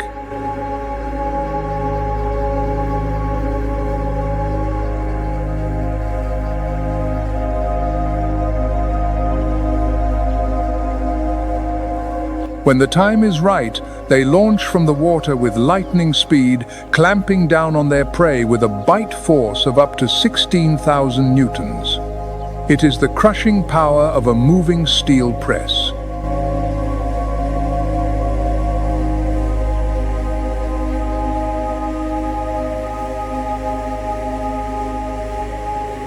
Their signature hunting technique is the death roll.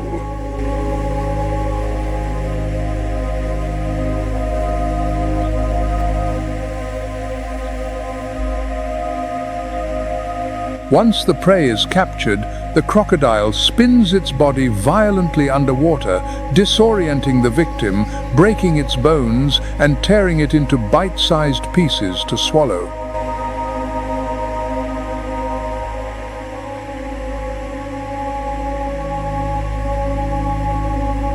The Nile crocodile plays a vital role in freshwater ecosystems.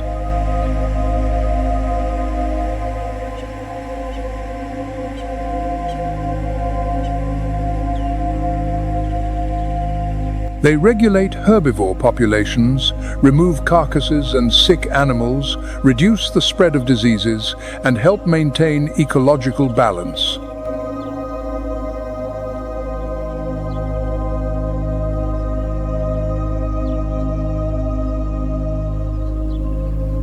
And before the Nile crocodile reaches its formidable adult form, it must survive a perilous youth, a youth of constant threats.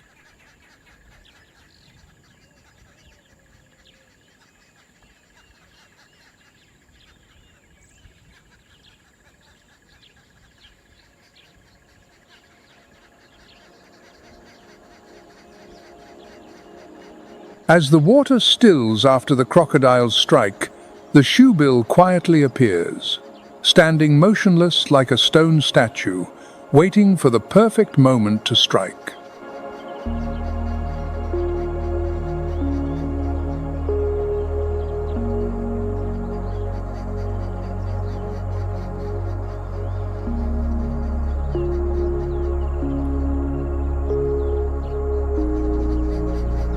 The shoebill is one of Africa's most bizarre and captivating birds. With a massive bill shaped like a wooden shoe, nearly a foot long, it can clamp down and crush large fish, water snakes, or even baby crocodiles.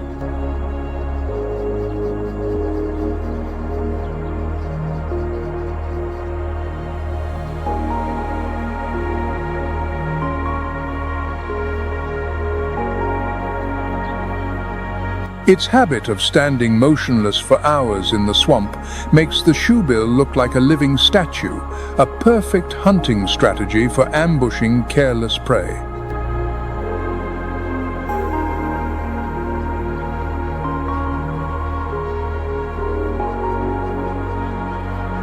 With a wingspan of over 8 feet and the ability to fly slowly and silently, it glides over the water without making a sound. Despite its prehistoric appearance, the shoebill is a testament to perfect evolution, combining strength, patience, and precision. With its sharp, cold eyes and majestic stance, it deserves to be called the silent hunter of the African swamps.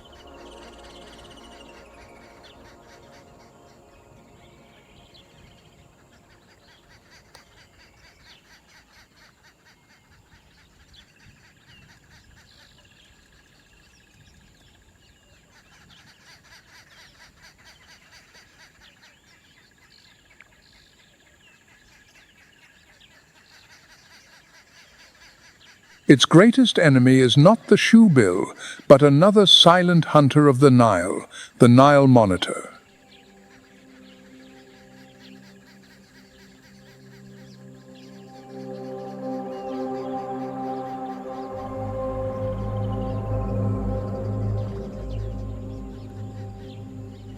An adult Nile monitor has a robust, muscular body, up to 8 feet long, and weighing up to 44 pounds.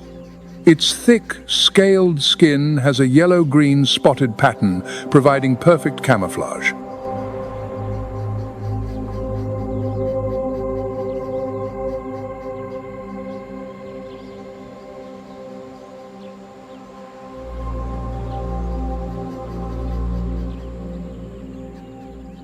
With a long, flat and powerful tail that acts as a paddle, the Nile monitor is an excellent swimmer, capable of diving for up to an hour to hunt or escape predators.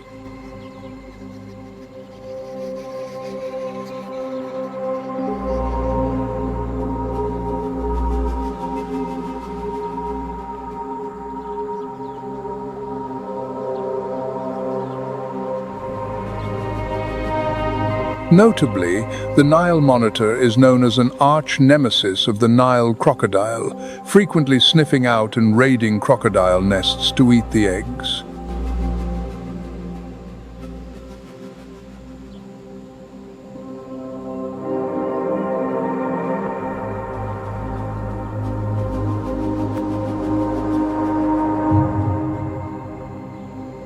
"2024 field observations from the Sud wetlands in South Sudan have documented cases of cooperative hunting."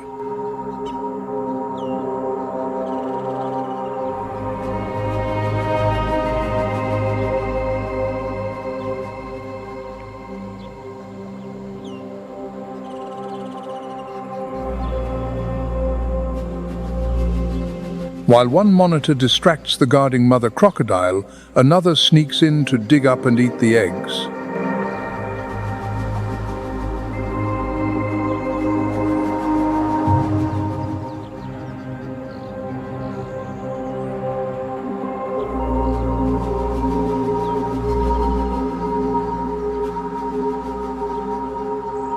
Another striking feature of the Nile monitor is its intelligence, which is surprising for a reptile.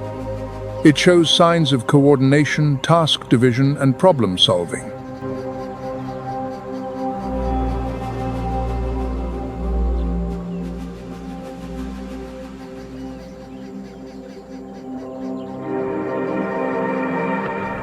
When danger lurks, it has an arsenal of defenses, puffing up its body to look more intimidating, emitting a warning hiss, lashing its tail like a whip, or biting hard with its powerful jaws.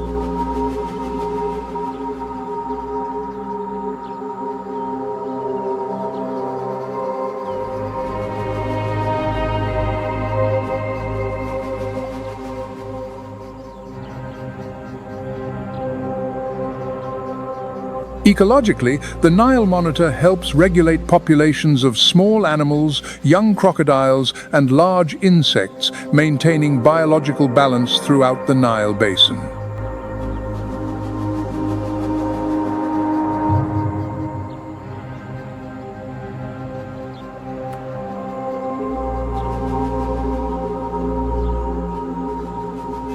However, the Nile monitor is just one piece in the vast reptilian puzzle of Africa.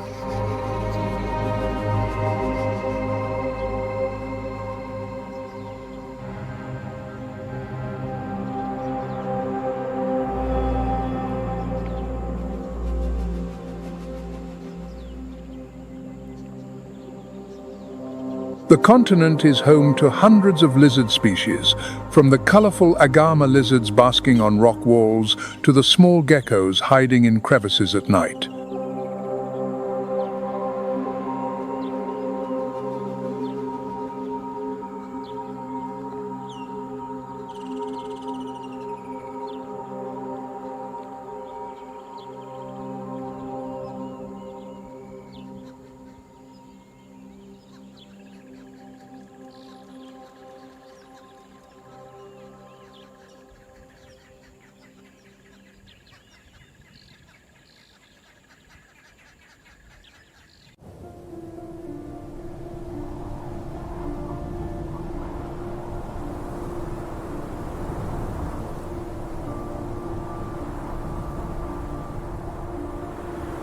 This is the Moroccan spiny-tailed lizard, a small reptile armed with a tail covered in hard, sharp scales used for self-defense.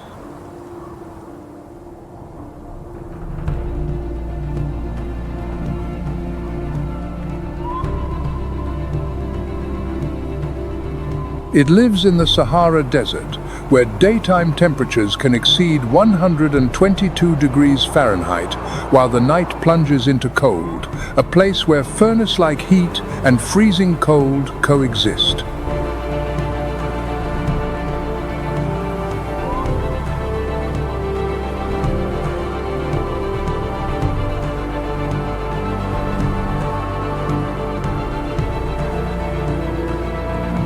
Stretching over 3.6 million square miles across 11 countries, the Sahara covers most of North Africa, an area nearly the size of the entire United States.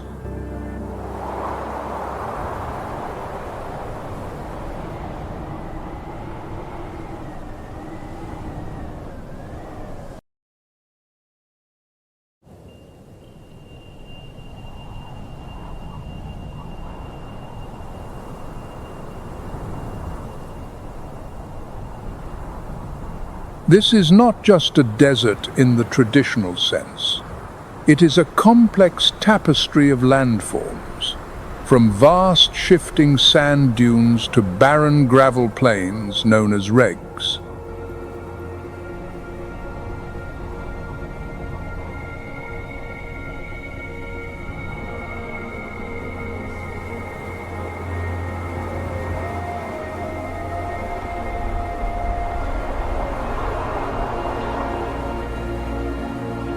Hidden within the Sahara is one of the world's most mysterious geological formations, the Richat structure, also known as the Eye of the Sahara.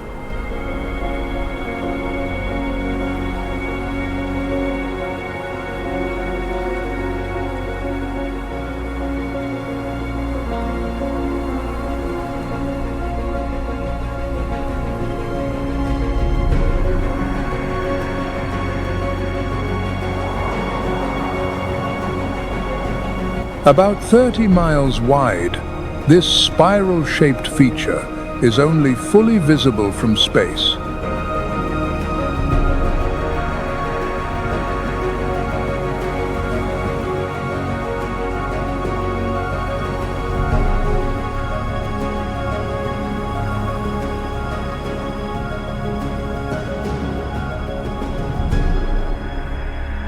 Beyond its unusual appearance, the Sahara is also home to life forms, with biological designs that seem crafted for survival in extreme conditions.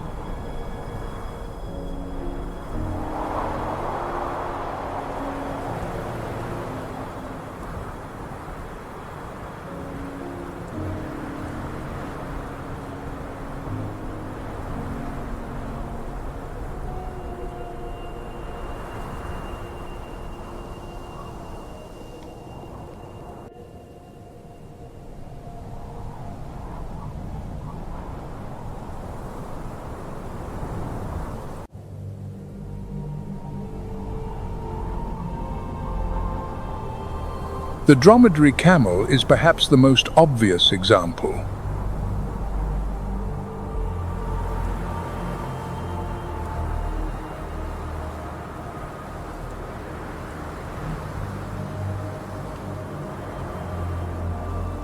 The most striking feature of the dromedary is its single hump, which can weigh up to 80 pounds. Contrary to popular belief, this hump contains fat, not water.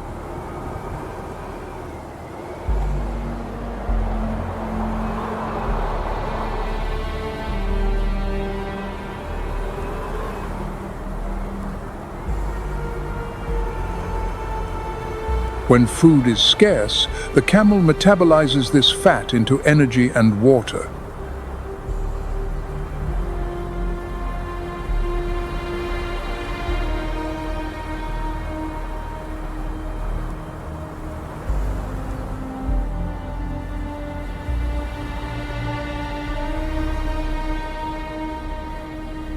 The dromedary camel has an exceptional tolerance for dehydration. It can go for more than a week without drinking, and when water is available, it can consume up to 53 gallons in just a few minutes.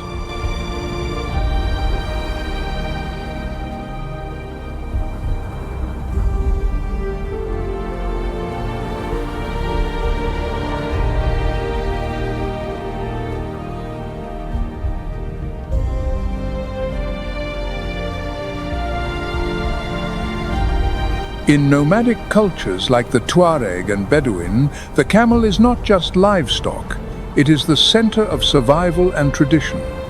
They provide milk, meat, leather, and wool.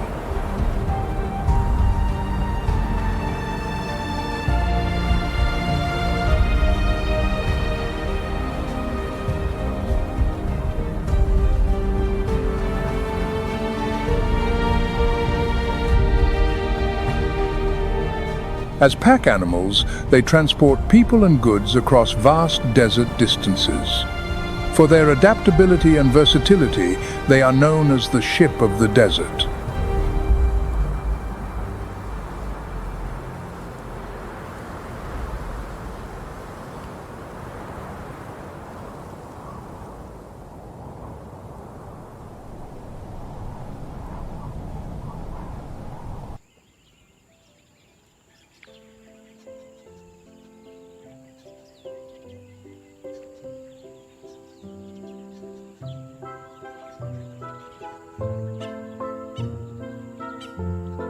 Alongside the dromedary camel, smaller creatures also exhibit equally incredible survival skills. One of them is the fennec fox, the world's smallest fox.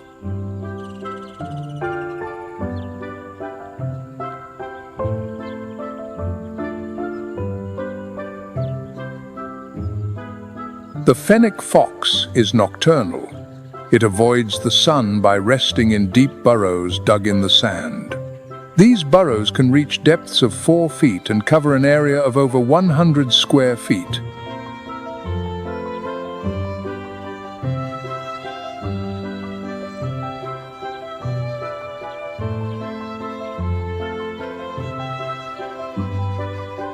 Although highly social, the fennec fox hunts alone.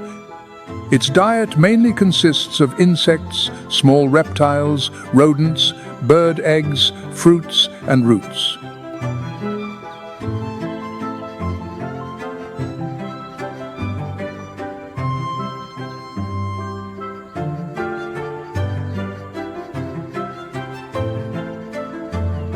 Thanks to its acute hearing, it can detect prey by picking up sounds from beneath the sand.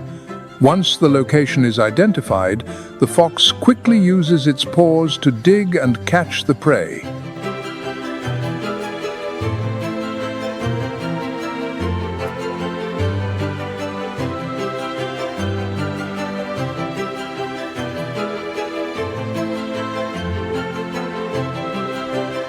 But these giant ears hide a second secret, a masterpiece of adaptation to the heat. They act as a perfect biological radiator.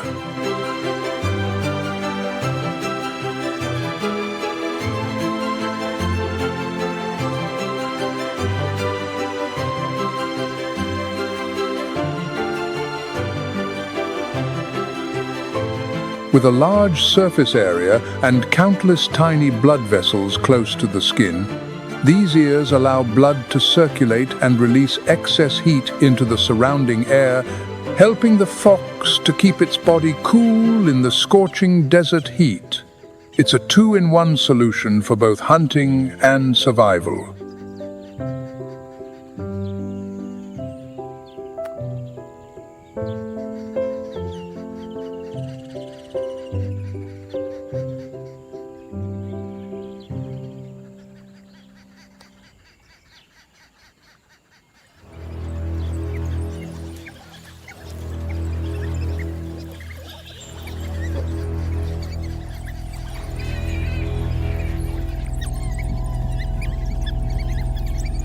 Now let's turn to another pack hunter.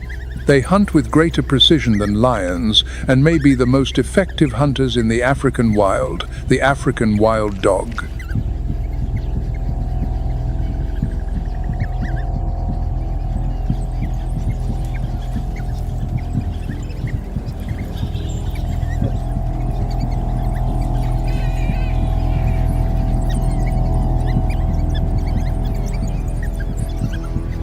In the heart of the Okavango Delta, the African wild dog has carved out a different way of life.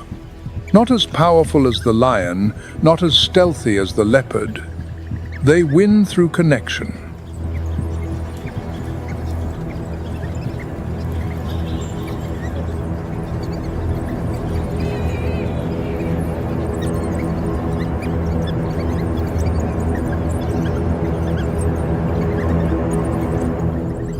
The success of the pack is the key to survival for each member. And it is this social model that allows them to achieve a staggering hunting success rate of up to 80%.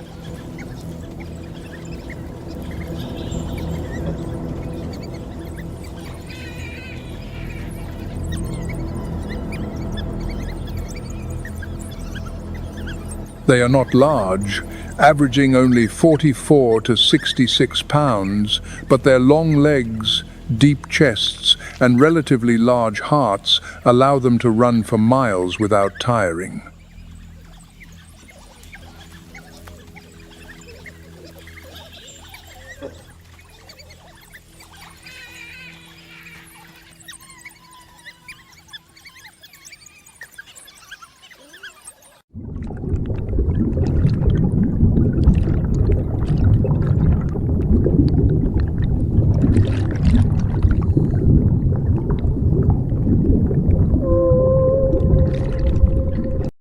The final wonder named in the list of Africa's most extraordinary ecological treasures is not on land, but hidden beneath the water.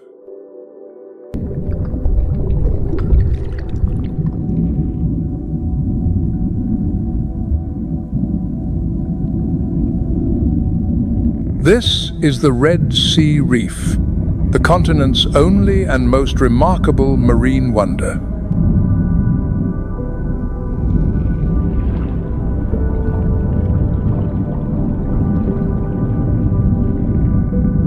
The Red Sea Reef stretches along the western coast of the Red Sea, from the Gulf of Suez down to the waters of Eritrea and Sudan.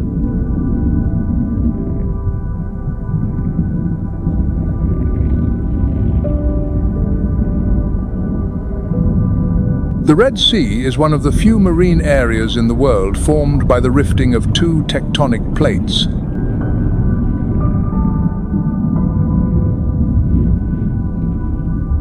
While reefs in the Indian Ocean, the Caribbean, and even the Great Barrier Reef have all experienced widespread bleaching due to rising sea temperatures.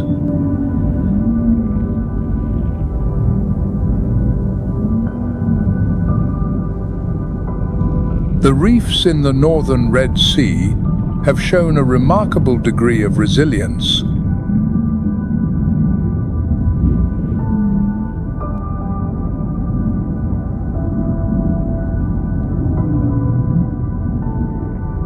The corals here can withstand temperatures up to 89.6 degrees Fahrenheit without losing their symbiotic algae, a condition that often leads to coral collapse in many other regions when water temperatures exceed 84.2 degrees Fahrenheit.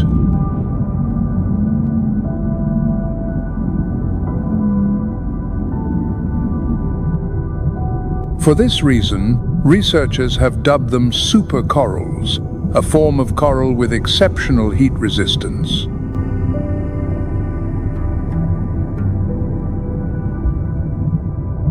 This extraordinary resilience is not a recent adaptation but a legacy from the last ice age. To reach the Red Sea, the ancestors of these corals had to migrate through the Bab el-Mandeb Strait in the south, a gate of death with extremely high temperatures and salinity.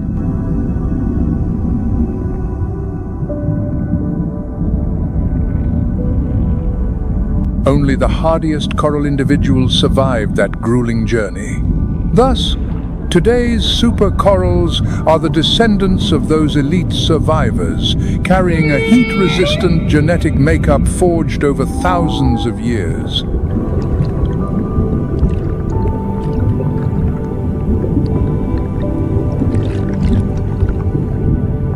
Today, this sea is home to over 1,200 species of reef fish, about 10% of which are endemic, found nowhere else in the world.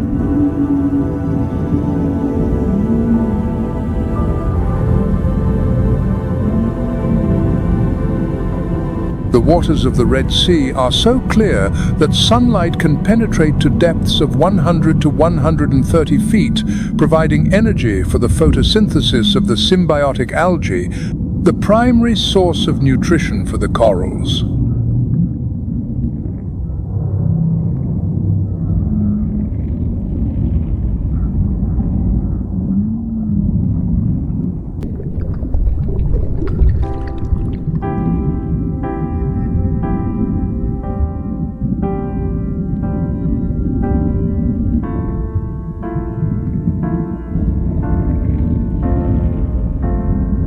Amidst the vibrant coral maze of the Red Sea Reef, a tiny creature tells its own extraordinary story of survival, the Red Sea clownfish.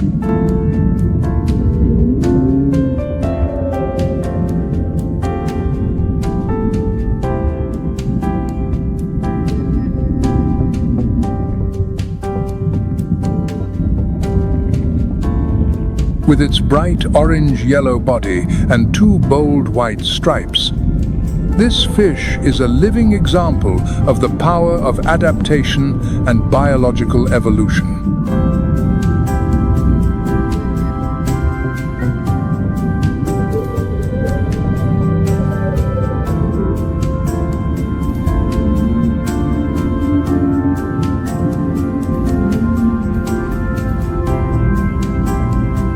Although only about 5.5 inches long, the Red Sea clownfish thrives in harsh conditions.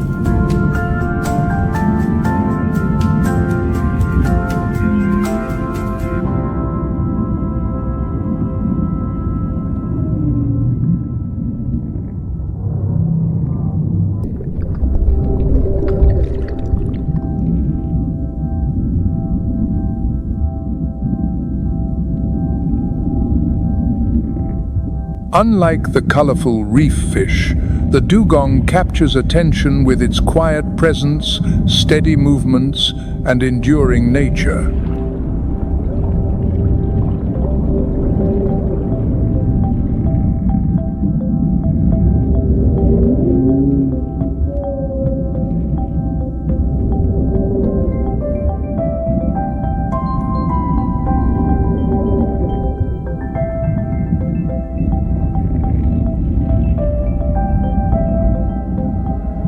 The Red Sea, with its enclosed geography, hypersaline waters, and high temperatures, has become the last genetic reservoir for dugongs in the western Indian Ocean. Today, only about 600 to 700 individuals remain.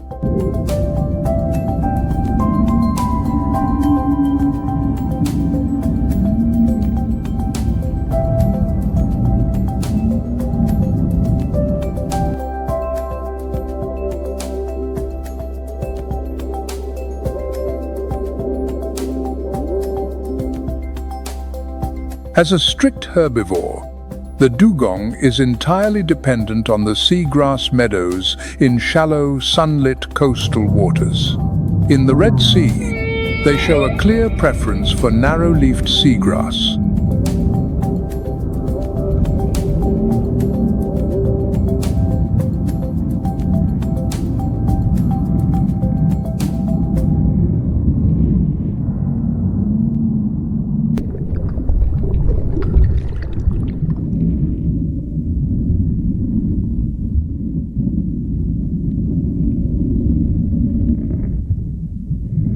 After the gentle glides of the dugong through the seagrass meadows, the survival journey of the Red Sea continues with another ancient creature, the hawksbill turtle.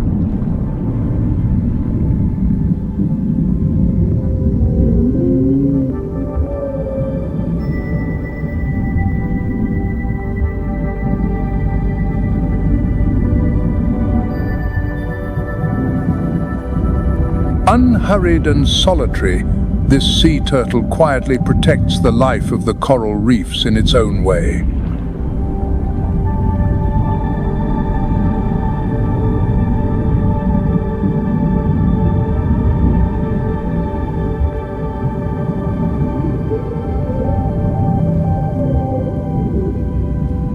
The hawksbill turtle is listed as critically endangered by the International Union for Conservation of Nature, IUCN, with the global population estimated at only about 8,000 adult nesting females in 2025.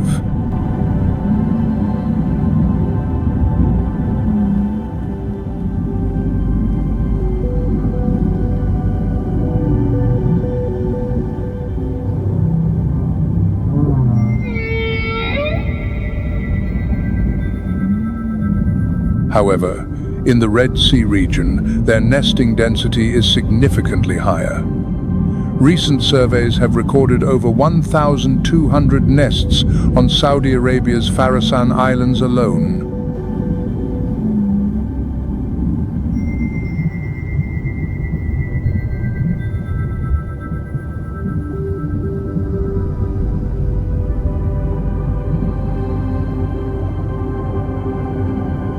What makes them unique is that unlike tropical turtles that nest on damp beaches, the hawksbill turtles of the Red Sea lay their eggs on barren, sandy islands.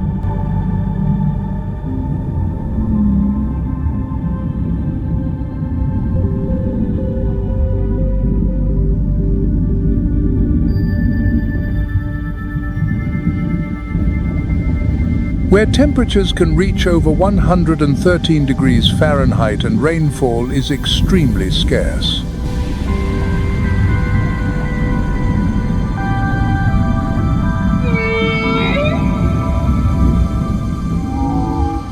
To adapt, they have developed a rare reproductive strategy, laying some eggs without yolks.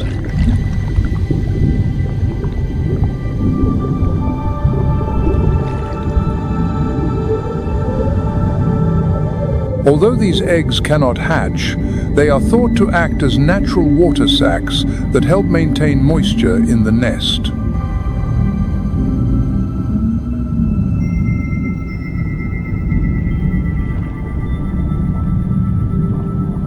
Unlike many other sea turtles that primarily eat seagrass or jellyfish, the hawksbill turtle mainly consumes sponges.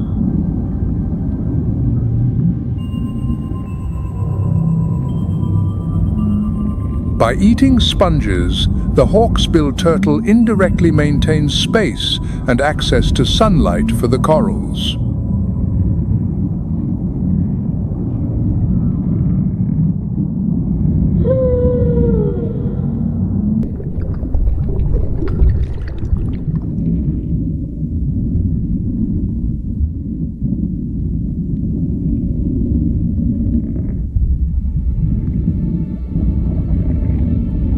As the patterned shells of the hawksbill turtles gently cut through the waves on their return to the sea after the nesting season,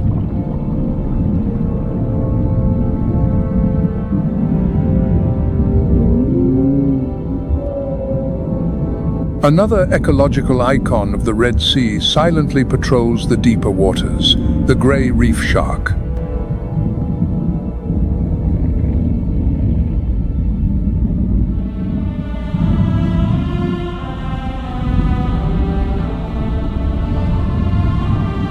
Unlike creatures tied to the sandy bottom or the shallow reefs, this reef shark is the embodiment of agility and control, keeping the ocean's web of life in balance through millions of years of evolution.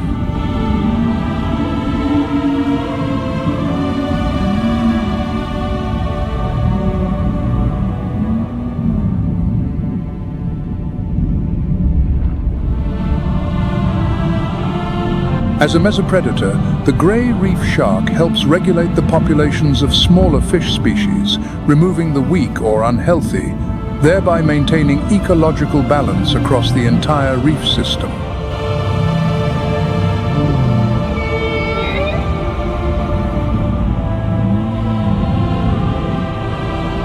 In the deep blue waters, along the steep reef walls of the Red Sea,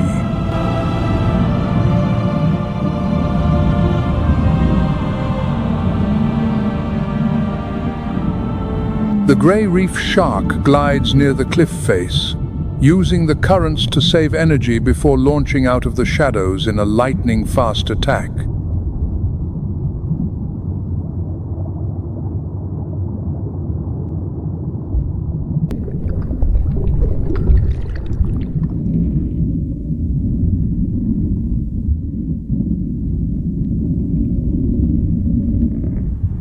After observing the schools of grey reef sharks patrolling the reef walls, we descend to the deeper levels of the ecosystem, where a solitary, powerful, and mysterious creature silently commands the food chain from behind the scenes.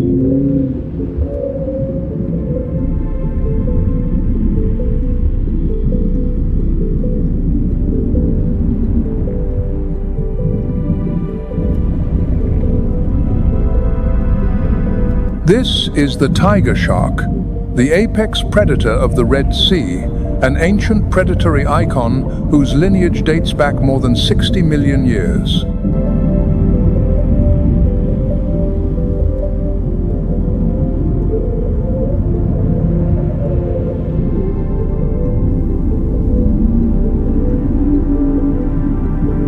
Unlike the reef sharks, the tiger shark moves alone, is an opportunistic hunter, and can travel hundreds of miles in just a few days.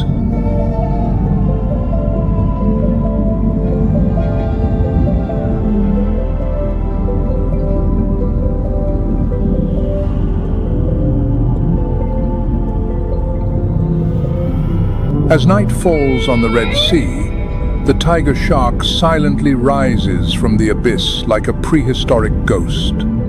It does not rely on sudden bursts of speed or pack hunting.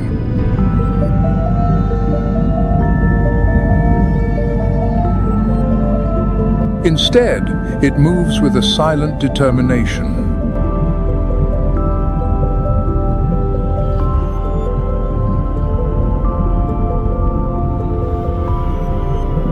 Everything can become part of its menu.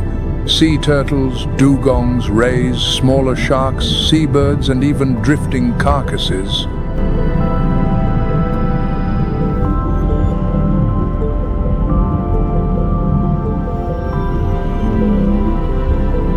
A quick snap A shake of the head, a powerful cut, and then it disappears as if it were never there. It does not always attack, but when it does, the tiger shark rarely fails.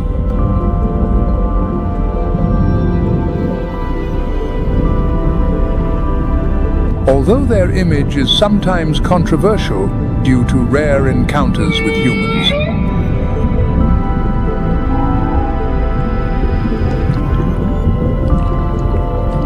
2025 statistics show that the chance of encountering a tiger shark while diving in the Red Sea is only 0.3%, with almost no aggressive behavior recorded.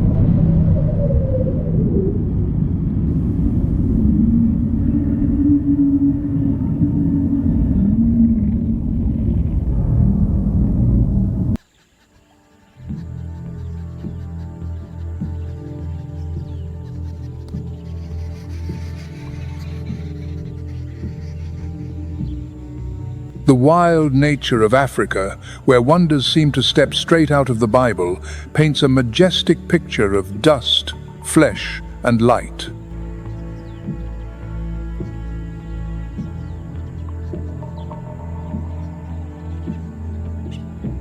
But behind that grandeur lie growing challenges.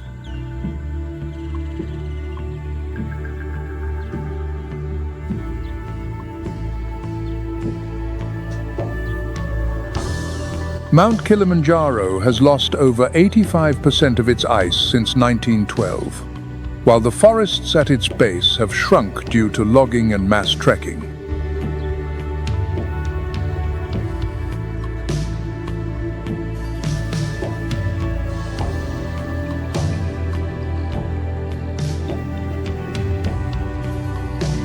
The Nile River is fragmented by dams, heavily polluted, and gradually losing its coastal wetlands. The Okavango Delta struggles with drought, oil exploration, and unstable flood patterns.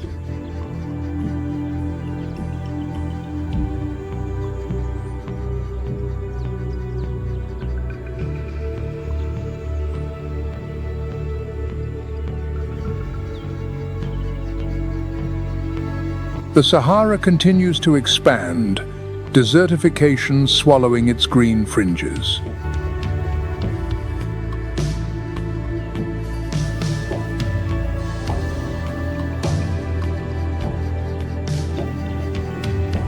The Red Sea faces coral bleaching as sea temperatures rise, while uncontrolled tourism and plastic pollution are destroying parts of the reef.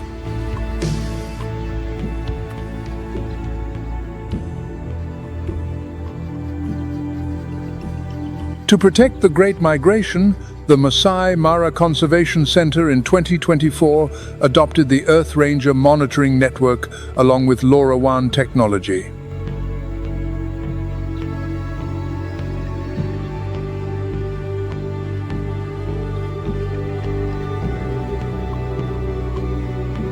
Helping to track wildlife and prevent poaching more effectively.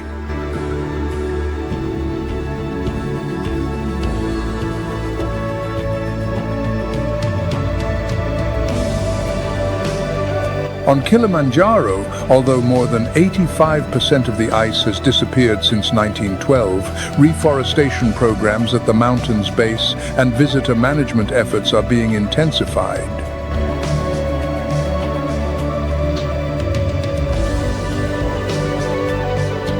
Along the Nile, farmers are beginning to adopt agroforestry methods to restore the wetlands, encouraging the return of species like hippos and Nile crocodiles.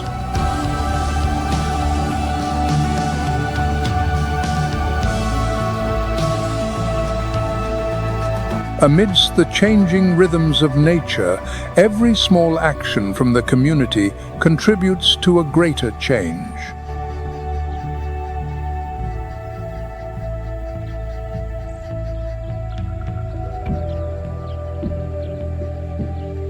Choosing responsible tourism, supporting transparent conservation projects.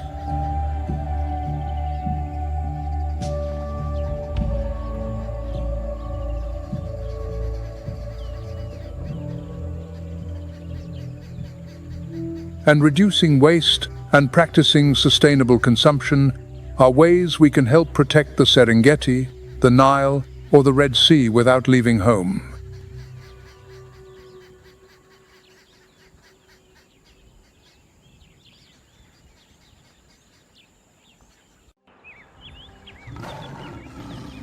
The lion is the only great cat that lives in a pride, a trait that gives it an advantage in both strength and strategy.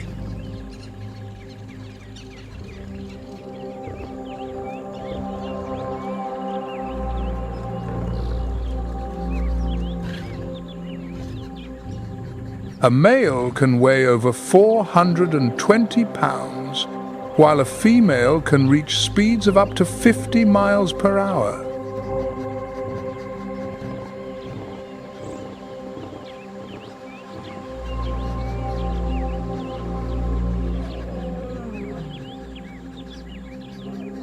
More than just hunters, lions are the natural leaders of the savanna.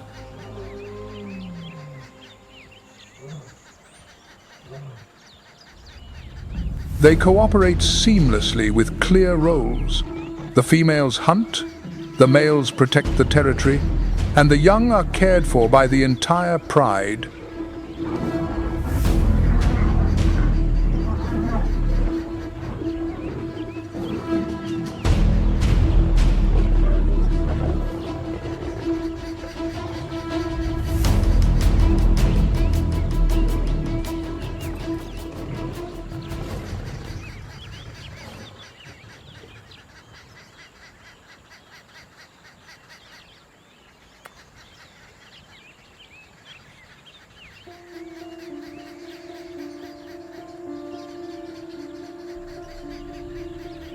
Across the endless grasslands, the African buffalo stands as a living fortress of the savanna.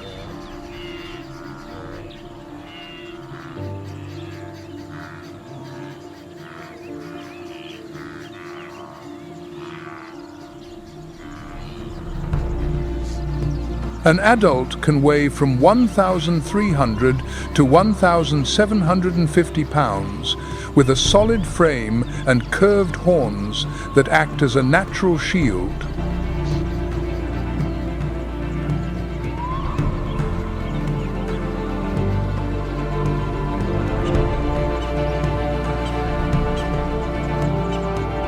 But a single mistake, an old, tired individual, or one that falls a few steps behind, can change everything.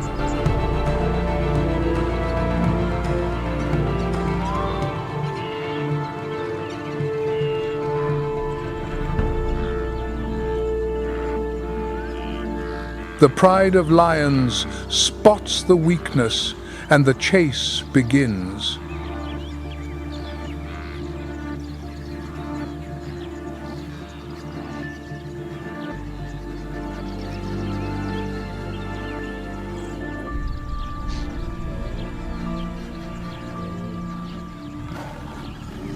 The buffalo wheels around, swinging its horns in a wide arc, trying to carve a path back to the herd.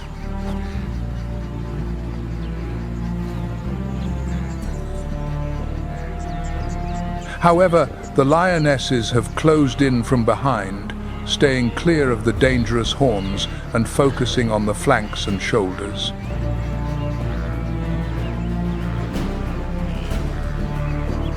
But there is a final, more intimate form of execution. It is the ultimate expression of dominance to steal the very breath from an opponent's lungs, an act of absolute, suffocating control. But it is incredibly effective for subduing large animals without having to face their dangerous horns head-on. Its deep bellows echo across the plains, a desperate call to its herd. Sometimes, a few strong buffalo turn back, creating enough pressure to force the lions to retreat.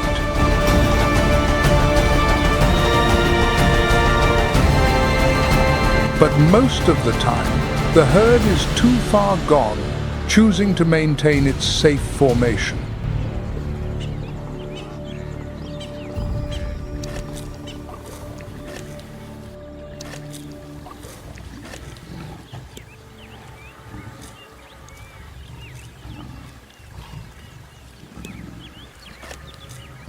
As the dust settles, the lone buffalo lies still on the open ground.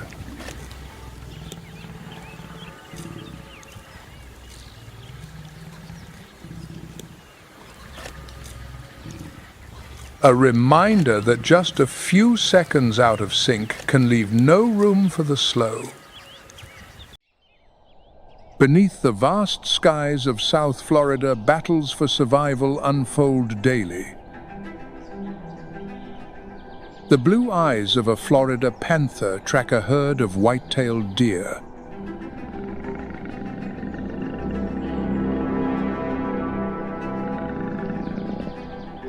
This great cat moves through the vast mangrove forests like a silent phantom, awaiting the perfect moment to ambush its prey.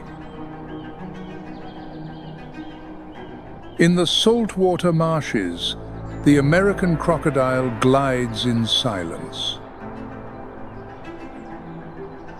Rising sea levels are destroying their nesting grounds, turning safe havens into perilous traps. The Everglades, a cradle of diverse life, is also a battleground for these rare species, struggling against the fierce changes of the natural world. Everglades National Park is one of the most unique ecosystems on the planet. Established in 1947, the park protects over 1.5 million acres of land. It is the largest tropical wilderness in the United States. Overcoming every challenge, the park was designated a UNESCO World Heritage Site in 1979. In 1987, it was recognized by the Ramsar Convention as a wetland of international importance. The journey of the Everglades begins with an ancient geological story. This vast landscape was formed on a bed of Miami limestone millions of years ago during the Pliocene epoch. Unlike most other national parks, the Everglades was established to protect a fragile ecosystem. The park is home to 36 threatened or protected species, including the Florida panther, the American crocodile, and the West Indian manatee. The Everglades is also a haven for over 350 species of birds, 300 species of fish, 40 species of mammals, and 50 species of reptiles.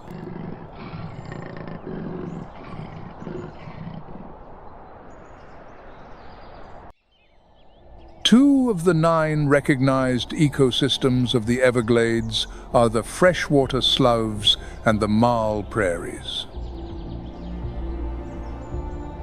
They silently create a rhythm of life, all their own. It all begins with the slow but constant movement of water, the core element that shapes the character of this land. In the freshwater sloughs, water flows gently south from Lake Okeechobee at a rate of only about 1/4 of a meter per day. From a distance, these wetlands may appear still, but they are in fact vital arteries sustaining life for the entire ecosystem. This system is famously known as the River of Grass, a current that brings life to countless species.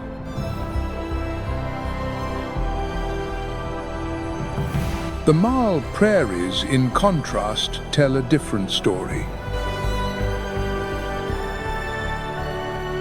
These grasslands are submerged only seasonally for a few months each year.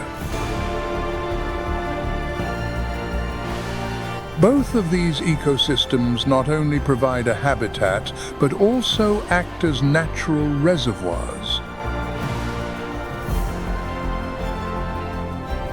They store water during the wet season and release it gradually during the dry season. Through this process, the Everglades maintains its freshwater flow, preventing the intrusion of salt water from the nearby ocean. The availability of fish, amphibians, and young birds in the marshes attracts many reptiles, among which the American alligator plays an exceptionally important role. Once pushed to the brink of extinction, this crocodilian was removed from the endangered species list in 1987 thanks to powerful conservation efforts.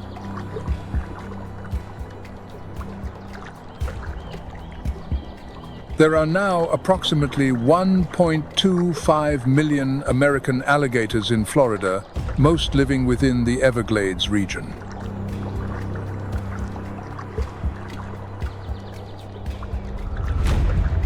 Adult males can reach lengths of 13 to 15 feet, while females are smaller.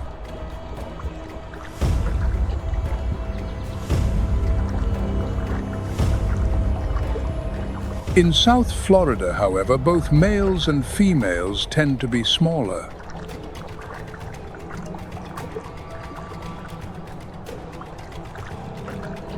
The female alligator selects elevated areas for her nest, avoiding the floods that could destroy her eggs.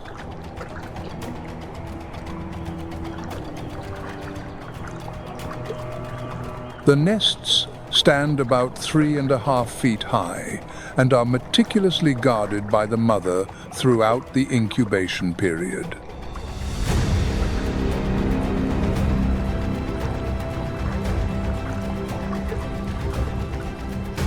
As they mature, alligators expand their menu, hunting fish, turtles, birds, and even small mammals.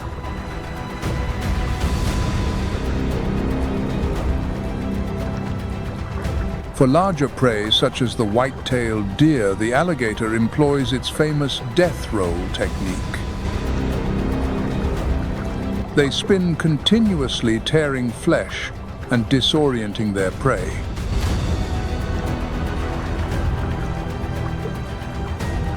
In the Everglades, the American alligator is not just an apex predator, but also an ecosystem architect. One of its greatest contributions is the creation of gator holes. During the dry season, these deep pools of water become a crucial lifeline for many other species.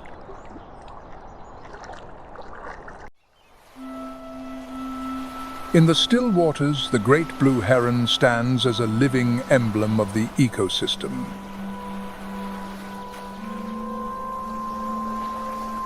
Reaching up to 4 feet in height with a wingspan of around 6.5 feet, it is the largest heron in North America.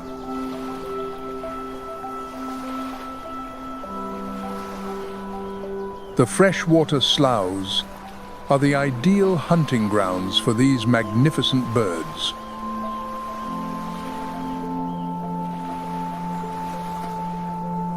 Beneath the sun, the great blue heron stands motionless in the shallows like a statue.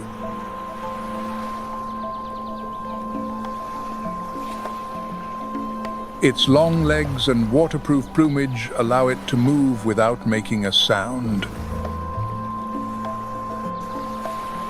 When prey such as a fish or an amphibian passes by, the great blue heron strikes with lightning speed, using its long neck and sharp beak to pierce the water's surface.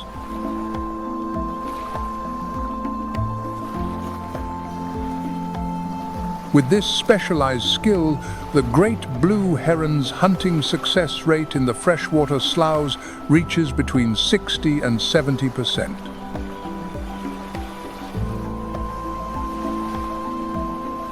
Beyond being a formidable hunter, the great blue heron plays a vital role in maintaining ecological balance by controlling prey populations. It is one of Florida's top predators and a unique subspecies of cougar. However, not all areas of the Everglades are suitable for the Florida panther. They require high, dry ground like the pine rocklands to survive. The Florida panther is currently listed as an endangered species, with an estimated population of only 120 to 230 individuals living mainly in southern Florida.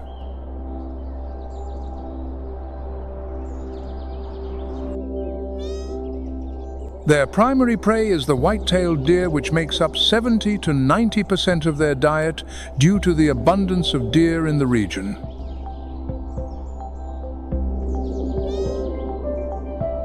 Silent steps and lightning speed allow the panther to close in on its prey before using its powerful claws and jaws to bring it down. The presence of the white-tailed deer helps to maintain the delicate balance of the entire pine rockland ecosystem. They are an essential part of the food chain. A white-tailed deer consumes about 11 to 15 pounds of food each day. Their diet changes with the seasons, consisting mainly of shrubs, leaves, and acorns. In the pine forests, a steady drumming echoes like the heartbeat of the woods. This is the sanctuary and hunting ground for woodpeckers of the Pisidae family.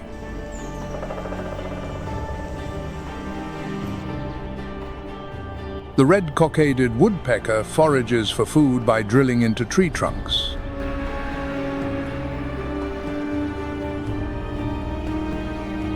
Meanwhile, the pileated woodpecker, the largest in the region, excavates deep holes into the trunks.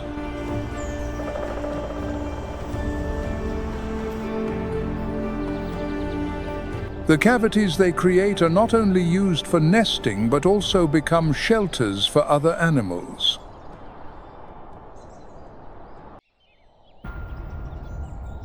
In the shade of the tropical hardwood hammocks, the Florida black bear finds both shelter and abundant food.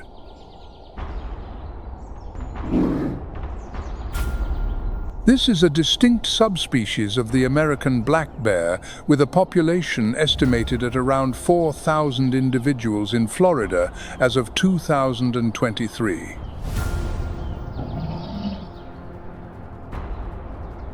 As an omnivore, the Florida black bear plays a significant role in maintaining plant diversity.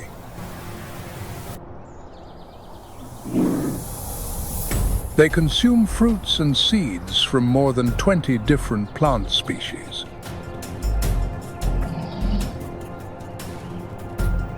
As they travel, they disperse seeds in their scat, helping to spread life throughout the forest. Have you ever considered that a single footstep of a Florida black bear could help regenerate an entire forest? They are the silent sowers, nurturing life with every journey through the dense woods. And what do you see in this magical connection between animal and nature? If you too love this bear, comment with the number 7 as a small pledge to the green forest.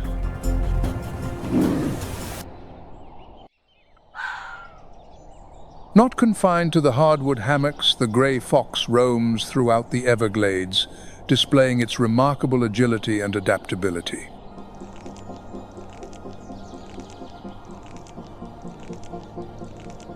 It is the only species in the canid family whose natural range spans both North and South America.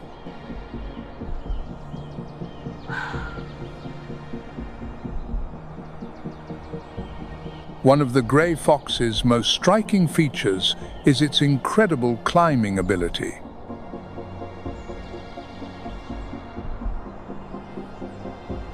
Unlike most other foxes, it can ascend trees to escape larger predators.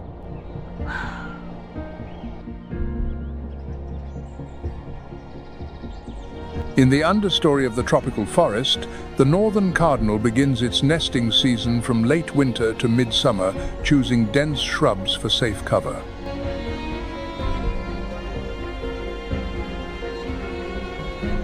The male is a flash of brilliant red with a distinctive crest, while the female wears a gentler reddish-brown hue that blends with her surroundings.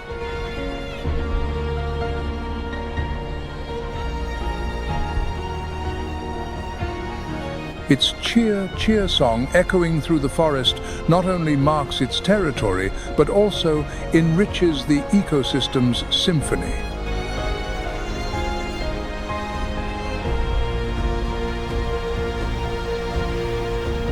They are omnivores, feeding mainly on seeds and berries, and in doing so play an important role in seed dispersal.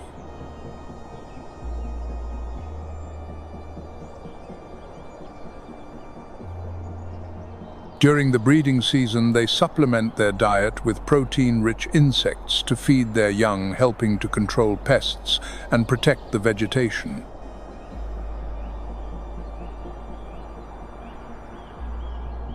According to researchers in 2024, this species has contributed to a reduction of up to 20% in harmful insects, reinforcing its key role in the tropical forest's ecological balance.